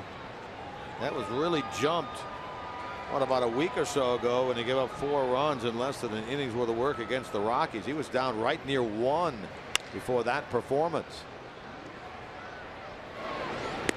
Throws out the pinch hitter to get the bottom of the 8th started. Well, that's why there are other ways to measure relief pitchers than earned run average, because really until you get at least 100 innings in, your earned run average really doesn't tell you a whole lot, because it can get blown up by one bad outing. I mean, you take Amir Garrett, for instance, who went out there. He was hung out there for 9 earned runs in 1 ball game. His earned run average jumped up to a very embarrassing amount, and it takes you forever to get that back down. So there are better ways to judge, especially relievers.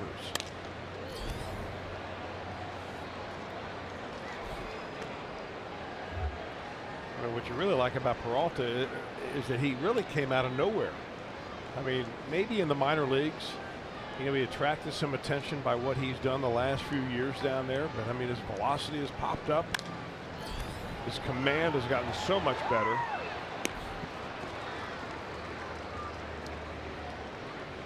Well, going into spring training this year, everybody remembered what Peralta had done at the end of last year, and it wasn't something that you wanted to remember. And then put what he did in the spring on top of that, you thought, no way he's going to make this glove. But minus that performance against Colorado, the guy has been lights out. Well, the Reds really needed a left-hander in the bullpen. They had Tony Cingrani out at the beginning of the year, and he is still on the disabled list. Cingrani is presumably rejoining the ball club in not too long. Yeah, getting close. But he really wasn't the left-handed matchup guy that the Reds would like to have, and Peralta has been that plus.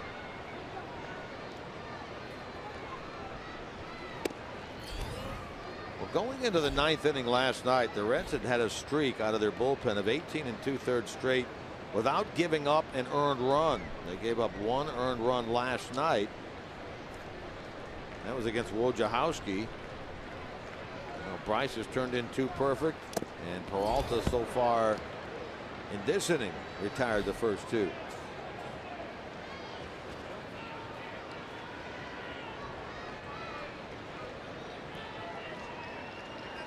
I think Barnhart may have gone out there to tell Peralta, nice pitch, because it was one that got away from him, but it was also one that Odubel Herrera kind of tossed the bat and jumped out of the way of, and could have been one of those that, man, you get that in the back of your head right there, that this guy's throwing 96, maybe not exactly sure where it's going. You don't want to dig in.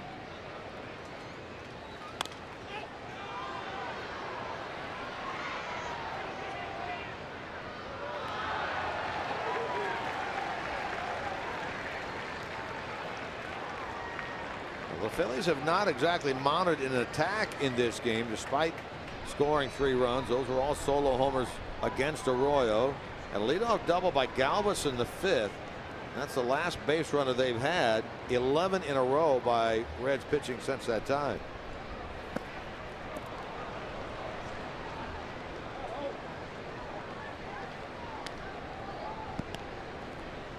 Herrera, remember, had struck out 7 consecutive at bats, leading off the game last night. He went 1 for 4, didn't strike out. When your helmet falls off, you're not keeping your head still.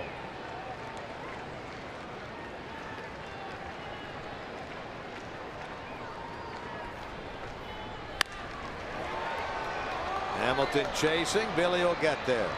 Another 1-2-3 inning by Reds relievers. 9 in a row by the pen. 12 in a row retired overall.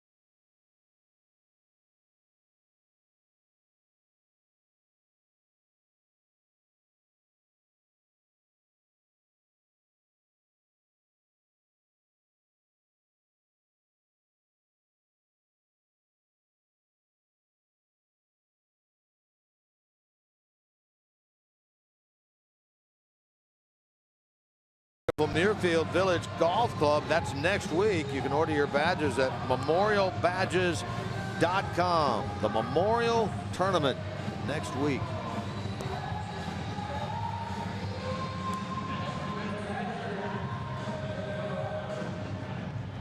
And the home of Rocky, that's what they're playing in the background here, the Rocky theme.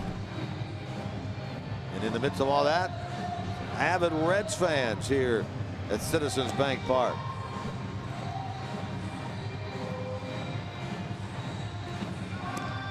Fourth reliever, fifth pitcher of the day for the Phils is Hector Neris.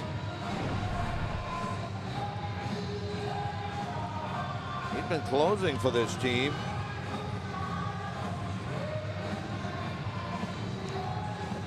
Yeah, Genmar Gomez is their closer late last year, and earlier this year he had some elbow problems, but on the deal. Just was activated 2 days ago. Neris took over in that role. He works here in the ninth. Arismendi Alcantara will lead things off here in the top of the ninth, pinch hitting for Peralta. Reds have Lorenzen and Iglesias throwing in the bullpen.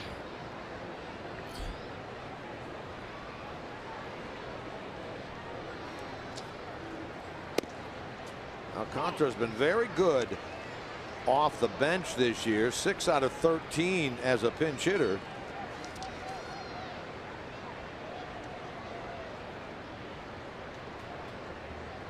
Six pinch hits, tied for third in the National League in that department with Matt Adams, formerly of the Cardinals, now with the Braves, and Jesus Aguilar of Milwaukee.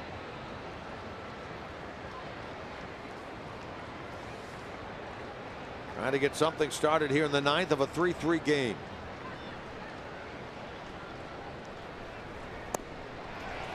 Off-speed pitch there sends Alcantara packing with the first out of the inning. Alcantara probably thought one of these pitches has got to be a fastball, right? But no.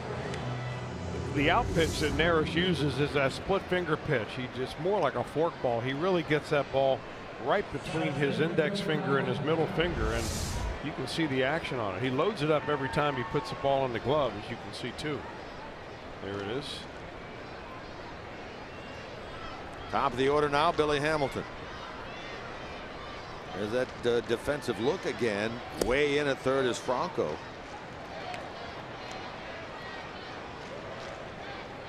Billy 1 for 4 today. Bunt single, stole a base, scored on the home run by Cozart in the first. Red scored again in the 6th inning with the benefit of a steal.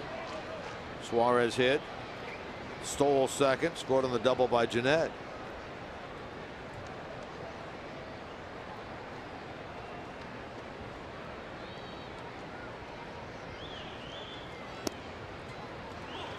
Taking all the way, 2-1. And Billy surprised everybody, I think, in the ballpark by leading the ball game off with a bunt single. Only the second bunt hit that Billy's had all year long. It was a good one. Bunt again, but this one too close to the mound. Neris makes the play.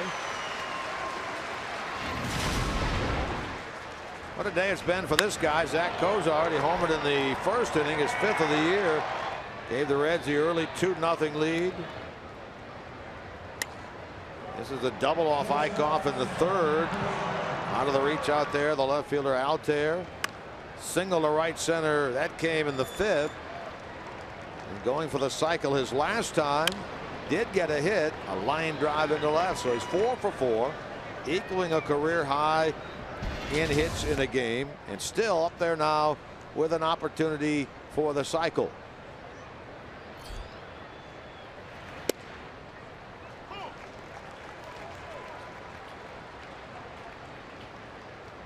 Been done 9 times in Reds history, most recently in 1989 by Eric Davis.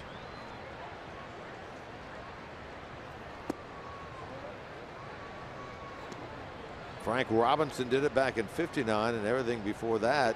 Harry Kraft in 1940, and then back into the early days of Reds baseball.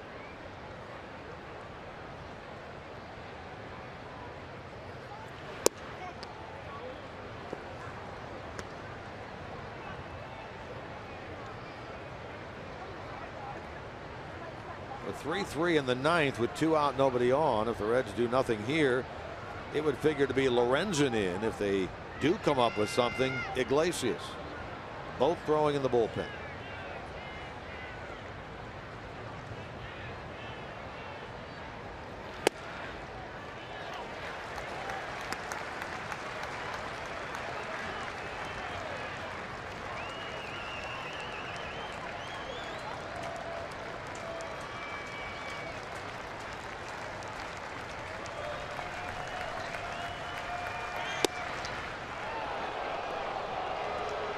Not as close as the fans are letting on. It's a full count now. I'll tell you what, though. I mean, Cozart is seeing the ball so well. He read that immediately as a breaking pitch, a splitter that was going to be outside, and never even flinched.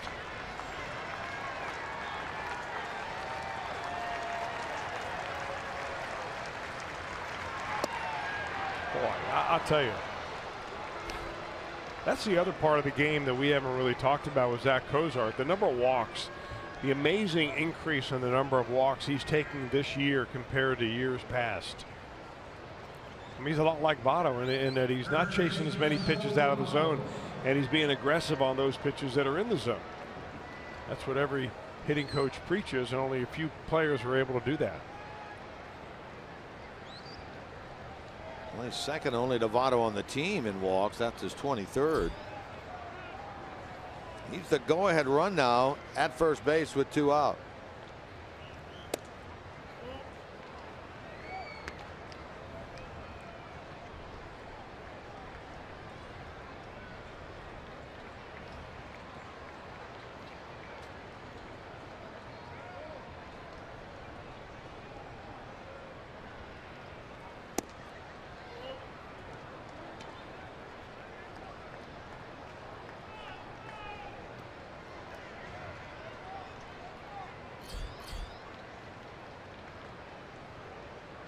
Duvall on deck.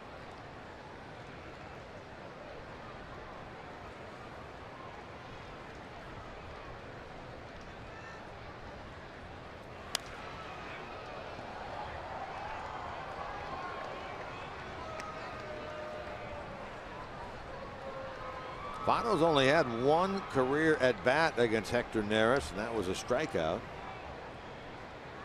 In fact, there's not a player on this Reds team that ever has had a hit against this right-hander.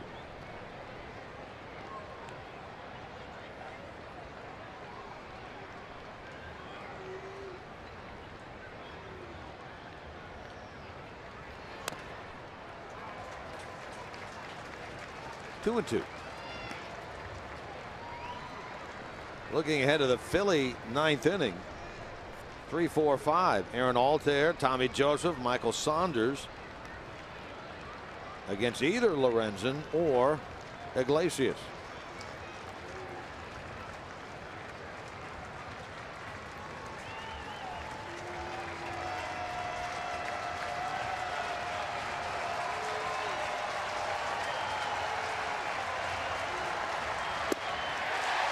Joey strikes out. A little something off speed there from Neris. And Votto is a strikeout victim to end the top of the ninth.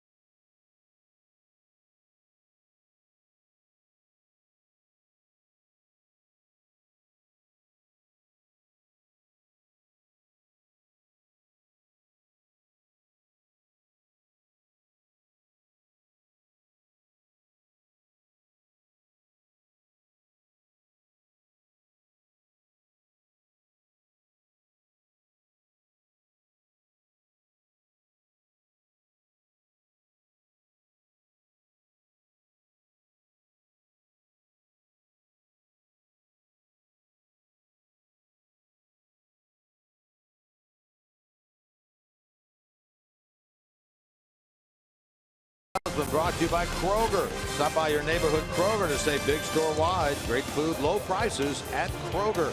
By Cincinnati USA Regional Tourism Network. Stay close to CincinnatiUSA.com. And by Toyota. For over 30 offers, visit buyatoyota.com. Toyota, let's go places.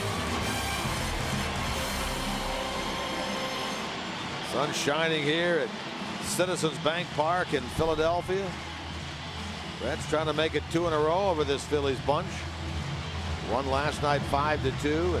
And Michael Lorenzen comes on to work the bottom of the ninth and maybe more. Hopefully, if you're a Reds fan, more. 3-3 game. Now, he's put a really good month of May together, Michael Lorenzen has. And if you've really been watching him closely, the difference, at least what I see with Lorenzen, is his ability to cut the ball one way and make it run the other. That's the fact that he's throwing in the mid-90s with it, but his command has been very good, and he's getting the hang of throwing a two-seamer versus a four-seamer cut fastball. One goes one way, one goes the other. And boy, it has really made him a very difficult guy to figure out. Well, he gets Altair to lead it off. Reds bullpen just lights out. 12 in a row so far.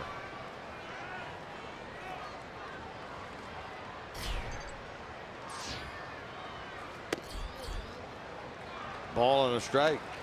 Altair 0 for 3 in this game, 1 for 6 in the series. He had an RBI double in the 9th inning last night. I mean, I got to ask you again, you're facing a guy like Lorenzen who's been incredibly tough to hit. The infield's playing way, way back.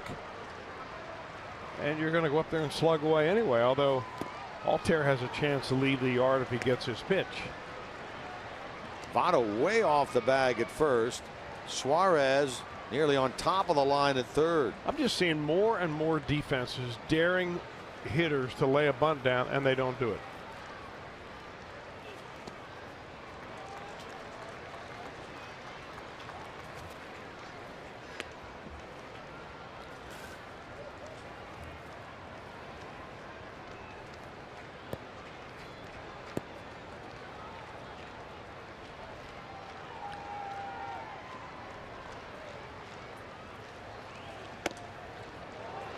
Laid off that one.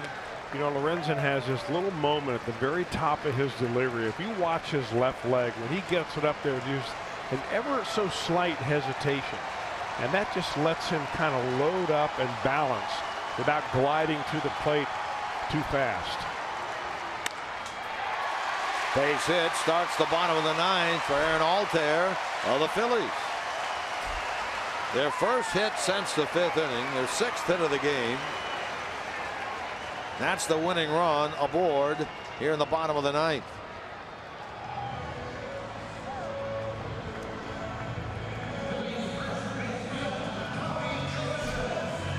Here's Tommy Joseph.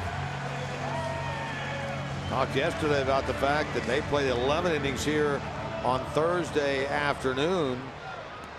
Joseph had the game-winning hit, a single in the bottom of the 11th. 22 runs batted into this game, plus the one today on the home run.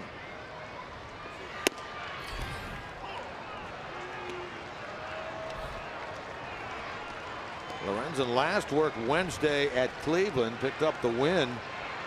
1 inning with a no-run, 1-hit baseball in relief.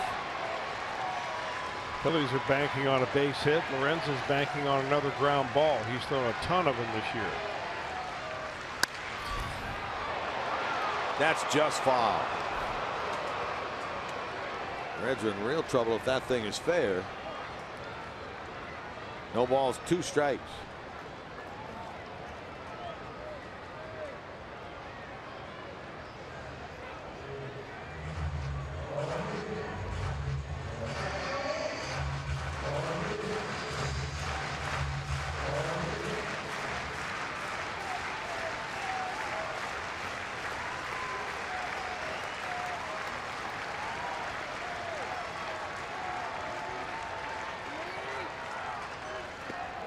Did he go around? They'll appeal. No. Runner goes as the ball got away, and safely into second base is Altair. Unfortunate bounce right there for the Reds because Barnhart did about everything you could. This was really a wild one right here. It looked like it bounced in front of home plate. You just get your body in it. He reacted so quickly, threw the ball on the money, but not in time to get the runner. And Altair did not hesitate at all as soon as that ball bounced away. Really good base running play. Goes down as a wild pitch. You could see Barnhart did absolutely everything he could do. And now the runner's in scoring position with nobody out.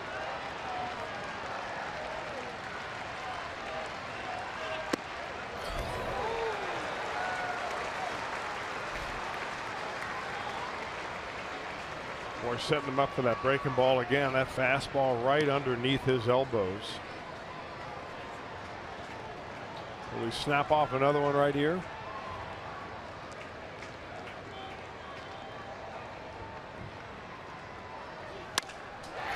Base hit, center field.